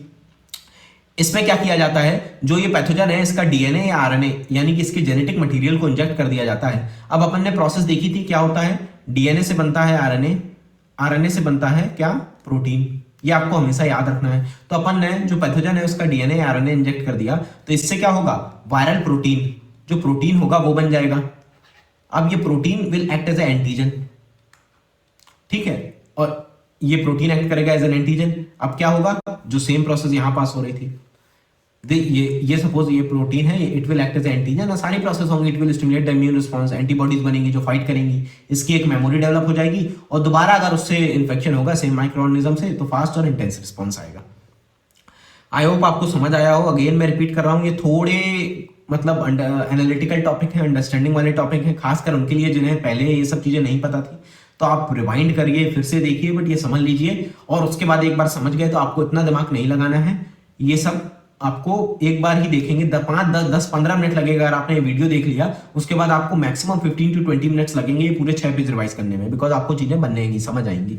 Then vector vaccine. Vector मतलब क्या होता है, वेक्टर मतलब एक ऐसी चीज जो कैरी करे कोई चीज को, ठीक है। मोस्टली वेक्टर वायरस होते हैं, वायरस को एज ए वेक्टर यूज किया जाता है।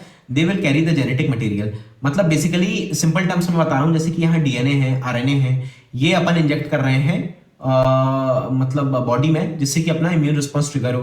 तो इनको कैरी करने के लिए वायरस यूज किए जा सकते हैं एज ए वेक्टर, यानी कि ये एंटीजन है, इनका डीएनए आरएनए है, एक वायरस के साथ अटैच कर देंगे और इस पूरे को बॉडी में इंजेक्ट करेंगे। सो ये जो कैरी करने वाला मतलब जो वायरस है या कुछ और यूज किया जा रहा है कैरी करने के लिए this DNA RNA, it is known as vector.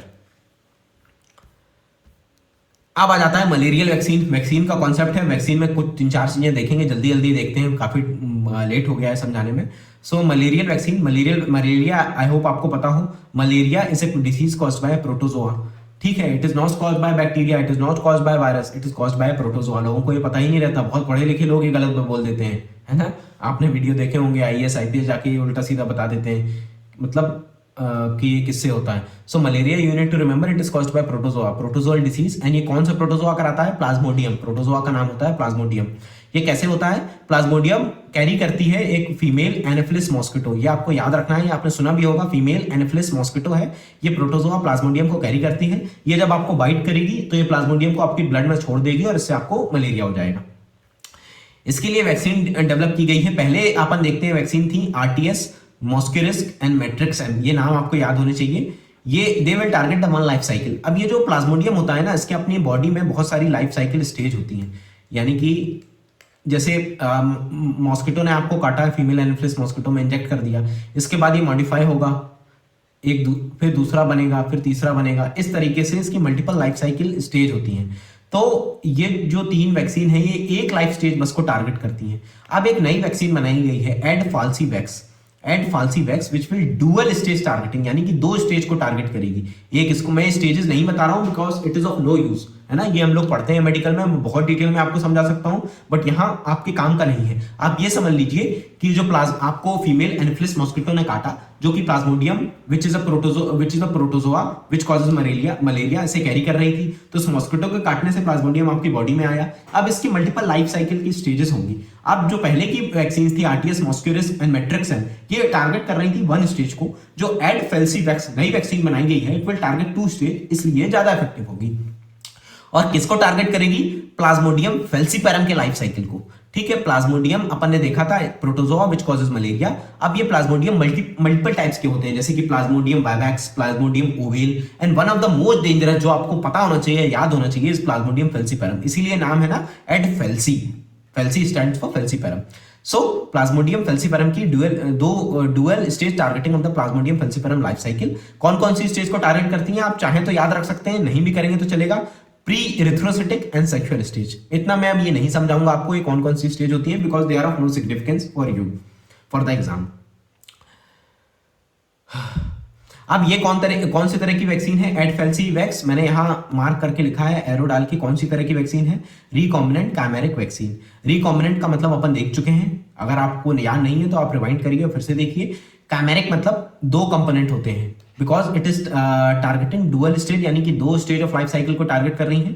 तो इस दोनों स्टेज में जो ऑर्गेनिज्म है उनके कंपोनेंट है वो इसमें इन्वॉल्व होते हैं। कैमेरिक का मतलब ही यही होता है, यानी कि 2 स्पेसीज या 2 स्टेजेस के आप कंबाइन करके दें जिससे कि दोनों को अटैक कर दे वैक्सीन, तो उसे बोलेंगे कैमेरिक वैक्सीन। रिकॉम्बिनेंट का मतलब अगेन मैं रिपीट कर रहा हूं, मैं बता चुका हूं, आप देख लीजिए।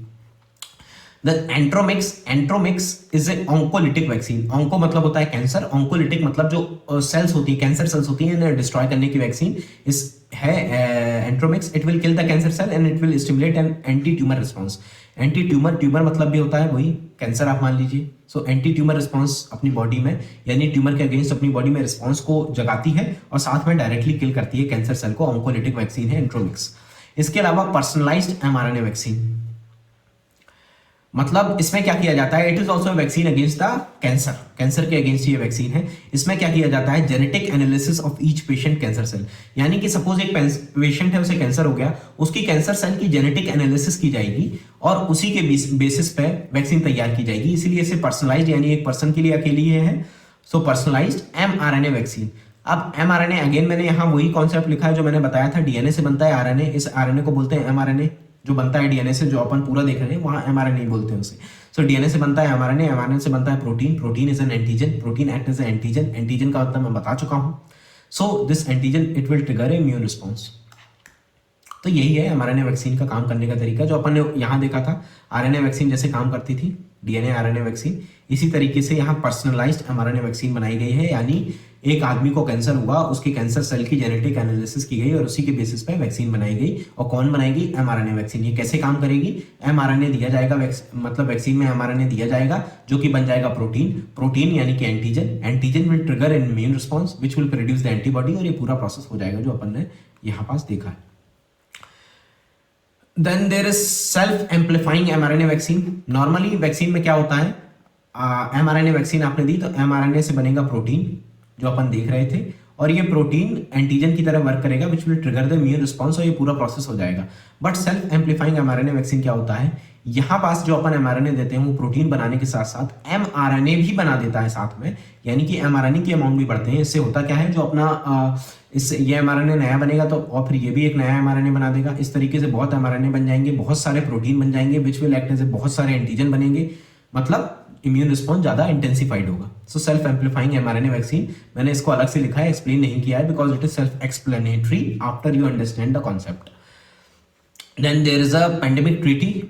पेंडेमिक ट्रीटी WHO के अंदर है, नाम से पता चल रहा है। पेंडेमिक का मतलब क्या होता है? जब अपन ने एंडेमिक देखा था अभी निग्लेक्टेड ट्रॉपिकल डिसीज में, एक्टिव रिकॉल करते हैं, निग्लेक्टेड ट्रॉपिकल डिसीज देखी थी जब अपन ट्रैकोमा पढ़ रहे थे। Trachoma is a bacterial disease caused by Chlamydia trachomatis जो इरिवर्सिबल ब्लाइंडनेस कराती है, which is this disease is also covered under national programme for control of blindness and visual impairment, and this disease is classified as NTD, neglected tropical disease by WHO। अपन ने देखा था neglected tropical disease. इसमें word neglected क्यों आया है? Because ये neglect कर दिया गया है। One of the reason why it is neglected is because it is most of these diseases are endemic to particular areas. मतलब ये बस सिर्फ एंडेमिक मतलब एक पर्टिकुलर एरिया बस में मिलती हैं, इसलिए पूरे वर्ल्ड में नहीं मिलती, इसलिए इतना ज्यादा ध्यान नहीं दिया जाता। तो एंडेमिक मतलब एक पर्टिकुलर एरिया में मिलती है, जो मैंने यहाँ लिखा भी है। एंडेमिक मतलब लिमिटेड टू एन एरिया और अ कंट्री। पेंडेमिक मतलब क्या है? जो वर्ल्ड वाइड स्प्रेड हो, जैसे कोविड-19 पूरे वर्ल्ड में स्प्रेड हो गया, इसीलिए उसे पेंडेमिक कहा जाता है। सो दिस पेंडेमिक एग्रीमेंट मतलब कॉमन सेंस की बात है, WHO का एक पेंडेमिक एग्रीमेंट है टू फाइट द पेंडेमिक। मतलब पेंडेमिक को काउंटर करने के लिए जो भी नेसेसरी स्टेप्स होंगे वो लिए जाएंगे। इसके अंदर एक चीज आ जाती है, इसी पेंडेमिक एग्रीमेंट के अंदर, WHO के अंदर, PABS which is pathogen access and benefit sharing. इसका मतलब अब लोगों को समझ नहीं आता, लोग रट के चले जाते हैं कि pathogen access and benefit sharing is under the pandemic agreement of WHO। मतलब क्या हुआ इसका? पैथोजन एक्सेस, पैथोजन मतलब disease causing microorganism, pathogen की एक्सेस मतलब पहुंच, पैथोजन एक्सेस मतलब pathogen sample and the genetic sequence of this data will be available to all the countries. मतलब इसकी पैथोजन की सैंपल होगा, इसका जेनेटिक डाटा होगा, मतलब जो पैथोजन के बारे में सारी जानकारी होगी वो एक्सेसिबल होंगी to all the countries. Pathogen access and benefit sharing. तो इस पैथोजन एक्सेस से होगा क्या? आपने पैथोजन के बारे में सारी जानकारियां, उसका जेनेटिक मटेरियल सब देख लिया, तो इससे क्या फायदा होगा? इससे फायदा होगा इन इट्स डायग्नोसिस। वो जो पैथोजन जो भी इंफेक्शन कराएगा उसका डायग्नोसिस करना, उसका ट्रीटमेंट करना, उसकी वैक्सीन बनाना, इन सब में फायदा होगा।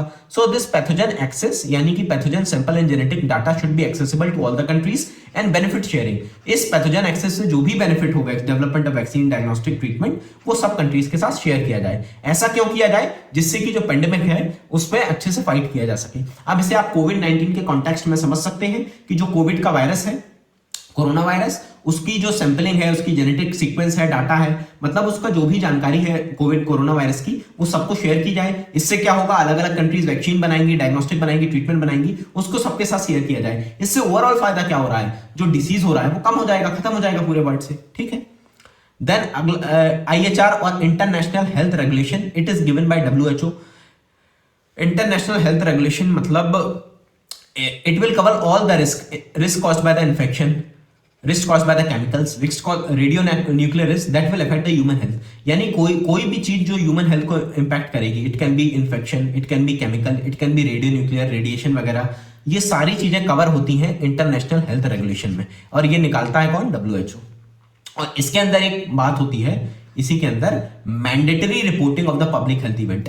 पब्लिक हेल्थ अपन ऑलरेडी देख चुके हैं, पर्सनल हेल्थ मतलब मेरी खुद की हेल्थ, पब्लिक हेल्थ मतलब ऐसी हेल्थ कंडीशन जो बहुत सारे लोगों को इंपैक्ट करे। सो कोई भी पब्लिक हेल्थ कंडीशन है तो इसकी मैंडेटरीली रिपोर्टिंग करनी पड़ती है under the international health regulation of WHO। जैसे कि कोविड-19 चाइना में इसका क्रिटिसिज्म भी हुआ था कि चाइना में कोविड-19 हो गया, बट चाइना ने रिपोर्ट ही नहीं किया। ऑल्दो मैंडेटरी है to report the public health event, but China ने रिपोर्ट नहीं किया, जिससे कि ये फैल गया बहुत ज्यादा। मतलब ये स्पेकुलेशन है सारे, ये फैल गया बहुत ज्यादा, हो सकता है वो रिपोर्ट कर देता तो उसे कंट्रोल किया जा सकता था। देन अगला topic is UIP, universal immunisation programme. Immunisation अपन देख चुके हैं, इम्यूनाइजेशन मतलब वैक्सीन को देना को इम्यूनाइजेशन बोलते हैं। यूनिवर्सल मतलब सबको कवर करेगा पूरे इंडिया में। It is a programme which will cover the 12 disease. अब ये 12 डिसीज मैंने लिख दिए हैं, आपको याद कर लेने हैं 12 डिसीज। इसमें से बहुत सारे डिसीज आपको पता ही होंगे, जिससे DPT की वैक्सीन होती है, आपने सुना होगा, डिप्थीरिया, पर्ट्यूसिस, टिटनेस। पोलियो की वैक्सीन ये तो सबने ही सुना है, TB की vaccine, hepatitis B, meningitis, pneumonia, rotavirus, Japanese encephalitis, pneumococcal pneumonia, measles, rubella, ये सारे, मतलब ये इसके अलावा नहीं है, बस इतने ये 12 डिसीज हैं, इन्हीं को कवर करता है। आपको जितना याद हो आप याद कर लीजिए। डायरेक्टली बहुत कम चांस से पूछेंगे, बट फिर भी पूछ सकते हैं, बिकॉज यूनिवर्सल इम्यूनाइजेशन प्रोग्राम एक बहुत बड़ा प्रोग्राम है, and it covers this programme is under NHRM which is the national rural health mission. Then concept of antigen and antibody जो अपन ऑलरेडी देख चुके हैं। एंटीजन क्या होता था? Any substance that will trigger the immune response. Then antibody क्या है? It is a Y shaped protein which is produced by the B lymphocyte to identify and neutralise the antigen. अब antigen में एक होती है मोनोक्लोनल एंटीबॉडी। मोनोक्लोनल एंटीबॉडीज क्या होती हैं? ऐसी एंटीबॉडी जो सिर्फ एक स्पेसिफिक एंटीजन को बाइंड करें। मोनोक्लोनल, मोनो मतलब एक स्पेसिफिक को बाइंड करें, सिर्फ एक एंटीजन को। एंटीबॉडी का काम क्या है? To bind the antigen and to neutralise them and destroy them. So monoclonal antibody ऐसी एंटीबॉडीज जो सिर्फ ऑल ये सारी antibodies, all these antibodies will bind एसपीज स्पेसिफिक एजीज एंटीजन। ठीक है, will bind the specific antigen. और दे आर, इसका यूज कहाँ होता है मोनोक्लोनल एंटीबॉडीज का? In diagnosis, in treatment, in prevention etcetera. So आपको ये पता होना चाहिए मोनोक्लोनल एंटीबॉडी, ऑल्दो ये दिया नहीं है पीटी में, बट एक और चीज आपको पता होना चाहिए, they are produce by hybridoma technique. Hybridoma technique, ठीक है, they are produced by hybridoma technique. क्या होती है हाइब्रिडोमा टेक्निक? एक सपोज कैंसर की सेल है, कैंसर की सेल की क्या खासियत होती है अगर आपको पता हो, ये मल्टीप्लाई हो जाती है, ये सेल्फ मल्टीप्लाइंग प्रॉपर्टी होती है इसमें, ठीक है, सेल्फ मल्टीप्लाई होती है, यानी कि ये एक सेल बहुत सारी सेल बना देती है और इसी को कैंसर बोलते हैं, एक बहुत ज्यादा मास बन जाना। सो कैंसर सेल की ये खास होती है। इसके अलावा we will there is a spleen cell, spleen is an organ in our body, उसकी सेल है, इसको अपन क्या करेंगे, इसको एक पर्टिकुलर अपन एंटीजन दे देंगे, तो ये स्प्लीन सेल एक एंटीबॉडी बनाएगी अगेंस्ट दिस एंटीजन।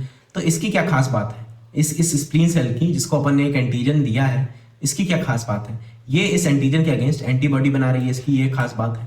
बट इसमें इशू क्या है, ये मल्टीप्लाई नहीं कर सकती। इसमें क्या खास बात थी कि मल्टीप्लाई कर सकती थी, बट इसके पास कोई एंटीजन नहीं है, मतलब ये एंटीबॉडी नहीं बना रही। तो इन दोनों को मिला दिया जाता है, तो फाइनली जो सेल बनती है उसमें क्या होता है, सेल्फ मल्टीप्लीकेशन प्रॉपर्टी होती है, मतलब खुद मल्टीप्लाई हो सकती है, मल्टीपल कॉपीज बना सकती है, साथ में एंटीबॉडी भी जनरेट कर सकती है अगेंस्ट दिस स्पेसिफिक एंटीजन। इसी टेक्निक को बोलते हैं हाइब्रिडोमा टेक्निक। तो ये सेल बनी, ये मल्टीप्लाई होगी, सेल्फ मल्टीप्लाई होगी, बहुत सारी बना लेगी सेल, और ये सारी सेल क्या बनाएंगी, antibody against this antigen, this particular antigen. इसी तकनीक से बनाई जाती है मोनोक्लोनल एंटीबॉडी, और इसको बोलते हैं हाइब्रिडोमा टेक्निक। ये पता नहीं होना चाहिए, पीटी में भी नहीं दिया है, बट फिर भी मैंने बता दिया है बिकॉज मैं यहाँ कॉन्सेप्चुअल क्लैरिटी में ध्यान दे रहा हूँ। तो मोनोक्लोनल एंटीबॉडी क्या होती है, कैसे बनती है, आपको पता होना चाहिए, मतलब आइडिया होना चाहिए। ये सब कुछ जो मैं यहाँ एक्सप्लेन कर रहा हूँ ये याद नहीं रखना है, याद वही चीजें रखनी है जो मैं यहाँ बता रहा हूँ, जो मतलब इस नोट्स में दी है, जो मैं आपको प्रोवाइड करने वाला हूँ। Then there is 3/35, it is an initiative of WHO World Health Organization। इसमें 2000 मतलब इसमें 3 प्रोडक्ट हैं, tobacco, alcohol, ALC alcohol and sugary drink. ये सुगरी लिखा है, सुगरी ड्रिंक जैसे कि कोका कोला वगैरह, टोबैको, अल्कोहल और कोका कोला, ये 3 प्रोडक्ट हैं, 3 प्रोडक्ट्स। इनको रिड्यूस कर देना है 50% रिडक्शन बाय 2035, इसलिए 3/35 it is an initiative of WHO।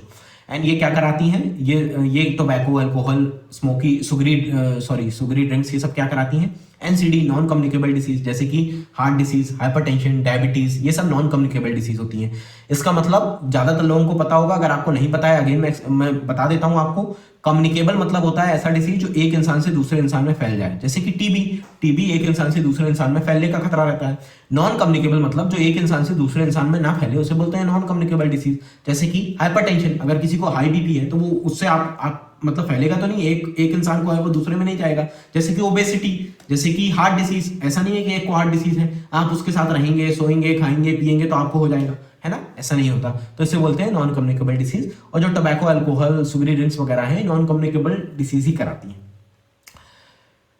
तो यहाँ मैंने इसलिए लिखा है NCR, नॉन कम्युनिकेबल डिसीज, जिससे कि आपको पता हो कि कम्युनिकेबल डिसीज क्या होते हैं जो एक से दूसरे में फैलते हैं, नॉन कम्युनिकेबल क्या होते हैं जो नहीं फैलते हैं, जैसे कि heart disease, hypertension, diabetes, cancer वगैरह।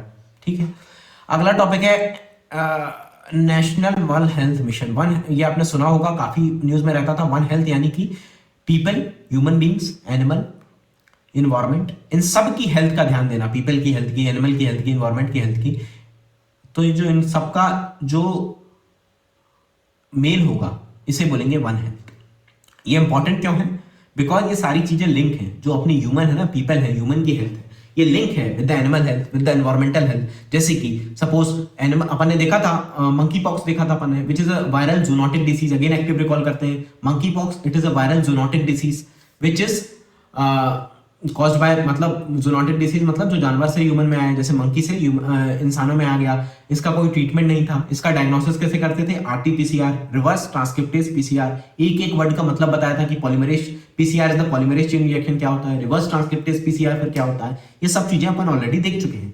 सो क्यों वन हेल्थ अपन पढ़ रहे हैं, because these things are linked. Human health is linked with the health of the animal and the environment because zoonotic disease, अगर एनिमल हेल्दी रहेंगे तो zoonotic डिसीज का खतरा कम हो जाएगा। एंटी माइक्रोबियल रेजिस्टेंस अपन ने देखा था कि लाइफ स्टॉक में जो एंटीबायोटिक्स या एंटी माइक्रोबियल दिए जा रहे हैं उससे रेजिस्टेंस डेवलप हो रही है टुवर्ड्स एंटीबायोटिक्स। इन्वायरमेंटल हेल्थ भी अपन देखें, जैसे कि इन्वायरमेंट, जैसे रिवर पॉल्यूटेड होगी, हैवी मेटल पॉल्यूशन होगा तो इससे अपन को बीमारी होगी, अपन कंज्यूम करेंगे। जैसे यमुना की नदी पॉल्यूटेड है, अब अगर अपन वहां कोई नहाएगा, उसके पानी को पिएगा तो उसको भी बीमारी होगी। यानी कि जो एनिमल की हेल्थ है, एनवायरमेंट की हेल्थ है, ये सब लिंक है टू ह्यूमन हेल्थ। इसीलिए नेशनल वन हेल्थ मिशन लाया गया, यानी कि इन सब की हेल्थ का ध्यान रखा जाए। अगला टॉपिक आ जाता है ट्रांस फैट। अब अपन थोड़ा जल्दी मूव करेंगे। Trans fat is unsaturated fatty acid. It is harmful. आपने पता होगा ट्रांस फैट हार्मफुल होता है। बिकॉज हार्मफुल क्यों होता है? Because it raises the level of the cholesterol, it raises the level it of the LDL. LDL is the low density lipoprotein. SDL is the high density lipoprotein. इसके level को कम कर देता है। तो इससे होता क्या है? कोलेस्ट्रॉल क्या करता है? ये आपकी ब्लड वेसल है, यहां से ब्लड फ्लो हो रहा है, कोलेस्ट्रॉल जाके जमा हो जाता है ब्लड वेसल में, जिससे कि ये ब्लड फ्लो ऑब्स्ट्रक्ट हो जाएगा। और अगर ये ब्लड फ्लो नहीं होगा, सपोज यहाँ पास आपका हार्ट है, हार्ट को ब्लड फ्लो नहीं होगा, तो इसी से क्या हो जाता है? हार्ट अटैक हो जाता है। अगर सपोज आपका ब्रेन है, ब्रेन को ब्लड फ्लो नहीं होगा, तो इससे क्या हो जाता है? स्ट्रोक हो जाता है। आप ये सब आपने सुने होंगे। सो कोलेस्ट्रॉल के लेवल को बढ़ा देता है, जिससे कि इन सब चीजों का खतरा बढ़ जाता है। इसके अलावा दो चीजें हैं जो कि बहुत ज्यादा दी रहती हैं, लोगों को मतलब समझ नहीं आता। क्या है? HDL। HDL is the low density high density lipoprotein. HDL high density lipoprotein इसके लेवल को कम कर देता है। इससे क्या होता है? HDL को गुड कोलेस्ट्रॉल कहा जाता है। क्यों कहा जाता है? बिकॉज ये एक्सेस कोलेस्ट्रॉल को, जो कि ये ब्लॉकेज वगैरह करा रहा है, इसको ट्रांसपोर्ट कर देता है from the blood to the liver, और लीवर से एक्सेस कोलेस्ट्रॉल एक्सक्रीट हो जाता है बाहर अपने शरीर के। तो HDL का काम है to transfer the excess cholesterol from blood to the liver which is excreted out. इसीलिए इसे गुड कोलेस्ट्रॉल कहा जाता है। और जो ट्रांस फैट है इसके लेवल को कम कर देता है, मतलब ये हार्मफुल होगा। लो LDL is the low density lipoprotein, इसके लेवल को बढ़ा देता है ट्रांस फैट। अब इसे कहा जाता है bad cholesterol because it carries the cholesterol to the arteries and to the cell. यानी कि इसका काम है LDL का कोलेस्ट्रॉल को कैरी करना टुवर्ड्स द आर्टरीज, और वहां जाके डिपॉजिट हो जाएगा और ये हार्ट अटैक वगैरह करा देगा। इसीलिए इसे बैड कोलेस्ट्रॉल कहा जाता है। तो trans fat is harmful because it increases the level of the cholesterol, it increases the level of LDL but reduces the level of HDL। And good cholesterol, bad cholesterol, इसका concept समझ आ गया होगा कि किसे कहते हैं और क्यों कहते हैं। देन ट्रांस फैट को कम करने के लिए WHO का एक प्रोग्राम है, रिप्लेस प्रोग्राम। इतना आप याद रखिए, इसका एक एक वर्ड का मतलब नहीं पता होना चाहिए। ऑल्दो होता है, पीटी में दिया है, बट याद नहीं रहेगा आपको। देन ये ट्रांस फैट कराता क्या है? कोलेस्ट्रॉल वगैरह बढ़ाता है, अपन ने देखा हार्ट अटैक कराएगा। It also lead to obesity, high increase BP, मतलब हाइपरटेंशन, डायबिटीज, कैंसर, स्ट्रोक, इन सबके रिस्क को बढ़ा देता है trans fat. Then weight loss, WD is the weight loss drug. ये मतलब वजन को कम करने वाली ड्रग आपने एक सुनी होगी, ओज़ेम्पिक, बहुत फेमस है ओज़ेम्पिक। इसके अलावा मोन्जारो ड्रग है, मोन्जारो। देन वीगोवी ड्रग है। ये आप जितना वीगोवी अभी न्यूज में थी, जितना आप याद रखेंगे अच्छा होगा। Ozempic, at least remember Ozempic, then remember the Ozempic, remember the Mounjaro, remember the Wegovy. ये सारी ड्रग हैं जो कि वेट लॉस ड्रग है, मतलब वजन कम करने के लिए ली जाती हैं। अब ये कम कैसे करती हैं? जैसे वीगोवी अभी बहुत ज्यादा न्यूज में था, इसके अंदर API अपन देख चुके हैं, एक्टिव फार्मास्यूटिकल इंग्रेडिएंट, यानी कि एक्टिव कंपाउंड क्या होता है? सेमाग्लूटाइड। यहां मैंने साफ साफ नहीं लिखा, सेमाग्लूटाइड, सेमाग्लूटाइड, ठीक है, SEMAGLUTID। इसमें API ये प्रेजेंट होता है, semaglutide.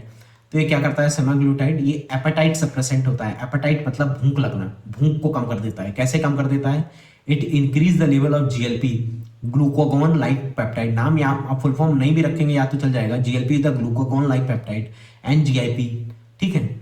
So increase the level of the GLP and GIP। ये क्या करते हैं? GLP GIP ये एक्ट करते हैं on the receptor present in the hypothalamus. Hypothalamus is one of the part of the brain. आप इतना बस याद रखिए, ये एक्ट करते हैं रिसेप्टर, ये ये GLP और GIP एक्ट करते हैं on the receptor present in the hypothalamus. और ये क्या करता है? एपेटाइट सप्रेसेंट, मतलब भूख को कम कर देता है। और they also delay the gastric emptying. Gastric मतलब आपकी स्टमक जो होती है, गैस्ट्रिक मतलब स्टमक, इसकी एम्प्टिंग मतलब खाली होने को कम कर देते हैं। अब स्टमक खाली नहीं होगी तो आपको भूख नहीं लगेगी। सो अगेन अपन देख लेते हैं वेट लूजिंग ड्रग, ओज़ेम्पिक, मोन्जारो, वीगोवी, ये सारी। जैसे वीगोवी न्यूज में था, अपन ने इसका देखा, API इसके अंदर है सेमाग्लूटाइड। ये क्या करता है? ये एपेटाइट सप्रेसेंट होता है, भूख को कम कर देता है। कैसे कम करता है? By increasing the GLP and GIP। ये क्या करते हैं? They act at the receptor in the hypothalamus, और यहीं से ये सिग्नल दे देते हैं जिससे कि भूख कम लगती है। Also they delay the gastric emptying, यानी कि पेट के खाली होने को धीमा कर देते हैं जिससे कि भूख कम लगती है। देन अगला टॉपिक है ORS। ORS is the oral rehydration solution. Oral rehydration solution, oral मतलब ओरली आप लेंगे, मुंह से लेंगे। रिहाइड्रेशन मतलब, हाइड्रेशन मतलब होता है, रिहाइड्रेशन मतलब अगर किसी को पानी की कमी हो गई, हाइड्रेशन मतलब पानी, हाइड्रेशन अगर पानी की कमी हो गई, जैसे किसी को डायरिया हो गया बहुत ज्यादा बार, वो उसे डिफिकेट कर रहा है, डायरिया हो गया, उससे बहुत ज्यादा वाटर लॉस हो रहा है, मतलब डिहाइड्रेट हो रहा है वो पर्सन, तो उसको रिहाइड्रेट कर देना, ओरली, इसे बोलते हैं ओरल रिहाइड्रेशन सोल्यूशन, एक सोल्यूशन होता है। WHO STD is the standard. WHO ने जो ORS मिलता है, ओरल रिहाइड्रेशन सोल्यूशन मिलता है टू रिहाइड्रेट अ पर्सन, जो वो उसका एक स्टैंडर्ड सेट किया है कि उसमें कितना अमाउंट ऑफ NaCl यानी सोडियम क्लोराइड होना चाहिए, कितना अमाउंट ऑफ ग्लूकोज होना चाहिए, कितना अमाउंट ऑफ KCl होना चाहिए पोटेशियम क्लोराइड, कितना अमाउंट ऑफ ट्राइसोडियम साइट्रेट होना चाहिए, ये सारे आप याद रख सकते हैं। ये सारी चीजों का स्टैंडर्ड एक मतलब सिंपल टर्म्स में ओरल रिहाइड्रेशन सोल्यूशन का एक WHO ने स्टैंडर्ड सेट किया है। तो इसी स्टैंडर्ड का ORS इंसान को देना चाहिए। न्यूज में इसलिए था कि बहुत सारे शायद बैन हो गए थे कि आप मतलब बहुत सारी कंपनियां अब बेचती है ना, बहुत सारे आपने ड्रिंक देखे होंगे, ड्रिंक आते हैं जिसमें लिखा होता है ORS, बट वो WHO के स्टैंडर्ड को फॉलो नहीं करती। अब ये स्टैंडर्ड को फॉलो नहीं कर रही, मतलब ये इतनी ज्यादा एफिकेशियस नहीं होती, यानी कि रिहाइड्रेशन करा ही नहीं पाती है। अब इसका मैकेनिज्म क्या होता है ओरल रिहाइड्रेशन सोल्यूशन का? सपोज आपको डायरिया हो गया, आपको 10 लग गए, तो क्या होगा? आप जब बाथरूम में जाएंगे, डिफिकेट करेंगे, तो क्या होगा? बहुत सारा आपके जो मिनरल्स हैं, सोडियम है, पोटेशियम है, ये सब निकल जाएंगे। तो मैकेनिज्म क्या होता है ओरल रिहाइड्रेशन सोल्यूशन का? ये रिप्लेस कर देता है दीस इलेक्ट्रोलाइट्स। इलेक्ट्रोलाइट मतलब यही सोडियम, पोटेशियम, क्लोराइड वगैरह, बिकॉज उसमें ऑलरेडी प्रेजेंट है सोडियम क्लोराइड, पोटेशियम क्लोराइड, ये सब प्रेजेंट है, तो सोडियम, पोटेशियम क्लोराइड इन सबको रिप्लेस कर देता है, जो एक्सक्रीट हो चुके हैं शरीर से डायरिया के कारण या वॉमिटिंग के कारण या किसी भी वजह से जो शरीर से बाहर निकल चुके हैं, उसमें शरीर की उनकी कमी हो गई है, तो इनको रिप्लेस करता है। They also trigger the sodium glucose cotransport in intestine which will pull water by osmotic pull. ये अपन देख लेते हैं इसका मतलब क्या है, ये पीटी में दिया है और ये इंपॉर्टेंट भी है, इसलिए अपन देखते हैं। जो सपोज ये अपनी इंटेस्टाइन है, इंटेस्टाइन मतलब आते हैं जो अपनी, आपको आई होप आपको पता हो, इंटेस्टाइन एक ऑर्गन होता है अपनी बॉडी में। सो जो इंटेस्टाइन है यहाँ पास ये ट्रिगर कर देते हैं सोडियम ग्लूकोज को ट्रांसपोर्ट को, यानी कि यहाँ पास एक ट्रांसपोर्टर प्रेजेंट होता है जो कि ऐसे नहीं, देखो इसको फिर से बताता हूँ। ये आपकी सपोज इंटेस्टाइन है, इसको थोड़ा मोटा बनाते हैं। ये इंटेस्टाइन है, यहां से आपने खाना खाया, स्टमक में गया, स्टमक के बाद इंटेस्टाइन में आया और धीरे धीरे करके ये क्या होगा? एक्सक्रीट हो जाएगा, शरीर के बाहर चला जाएगा। ठीक है, ये खाना शरीर के बाहर जाएगा। अब यहां पास ये क्या करते हैं? सोडियम ग्लूकोज को ट्रांसपोर्टर को ट्रिगर कर देते हैं, जो कि सोडियम और ग्लूकोज इन दोनों को यहां से एक्सक्रीट होने से रोकता है और अपनी बॉडी में, बॉडी की सेल है, बॉडी के सेल के अंदर ले आता है। मतलब सोडियम जो इलेक्ट्रोलाइट है इसकी कमी नहीं होने देता, ग्लूकोज की कमी नहीं होने देता। और इन सब के कारण, क्योंकि ये इलेक्ट्रोलाइट है, सोडियम है, ग्लूकोज है, ये सब क्या होते हैं? नॉर्मल ऑस्मोसिस में क्या होता है? जहां पास मतलब नॉर्मल ऑस्मोसिस में क्या होता है? सपोज यहाँ पास जो लिक्विड है इसकी कंसंट्रेशन ज्यादा है, यानी कि सपोज हाइपरटोनिक है, आपने ये वर्ड सुना होगा हाइपरटोनिक है, यानी कि यहाँ पास सोडियम क्लोराइड वगैरह इलेक्ट्रोलाइट ज्यादा है। यहाँ पास हाइपोटोनिक है, हाइपोटोनिक मतलब यहाँ पास इलेक्ट्रोलाइट कम है, वाटर के अमाउंट ज्यादा है। तो क्या होगा? ये वाटर यहाँ से मूव कर जाएगा टुवर्ड्स दिस हाइपरटोनिक, जहाँ पास मतलब जो सॉल्यूट्स हैं, सोडियम क्लोराइड वगैरह ज्यादा है। ये नॉर्मल ऑस्मोसिस की प्रोसेस, आई होप मैं मान के चल रहा हूँ कि आपको पता होगी। ये बता रहा हूँ कि हाइपोटोनिक से हाइपरटोनिक की तरफ पानी मूव कर जाएगा। तो यहाँ पास क्या हो रहा है? सोडियम ग्लूकोज को ट्रांसपोर्टर के कारण इंटेस्टाइन से सोडियम और ग्लूकोज अपनी बॉडी में आ रहे हैं, साथ में वाटर को पुल कर लेंगे बाय ऑस्मोसिस पुल। यही यहाँ पास बताया गया है। Trigger the sodium glucose cotransporter in the intestine which will pull water by osmotic pull, जिससे कि जो वाटर की कमी हो रही थी, डायरिया वॉमिटिंग के कारण डिहाइड्रेशन हो रहा था, वो नहीं होगा और रिहाइड्रेशन हो जाएगा। इसीलिए ओरल रिहाइड्रेशन सोल्यूशन का नाम दिया गया है। आपको इतना सब याद नहीं रखना है, आप ये डायरेक्टली पढ़ लेंगे, मैंने समझा दिया है समझने के लिए, जिससे आपको रटना ना पड़े, बट आप इतना पढ़ लेंगे तो चल जाएगा काम। देन डायबिटीज बहुत लोगों को, ये तो सबको ही पता होता है, डायबिटीज मतलब ब्लड शुगर लेवल का बढ़ जाना। अब डायबिटीज अलग अलग टाइप की होती हैं, type 1 diabetes, type 2 diabetes, gestational diabetes, type 5 diabetes. अभी ये न्यूज में थी, इसीलिए ये टॉपिक दिया है पीटी में।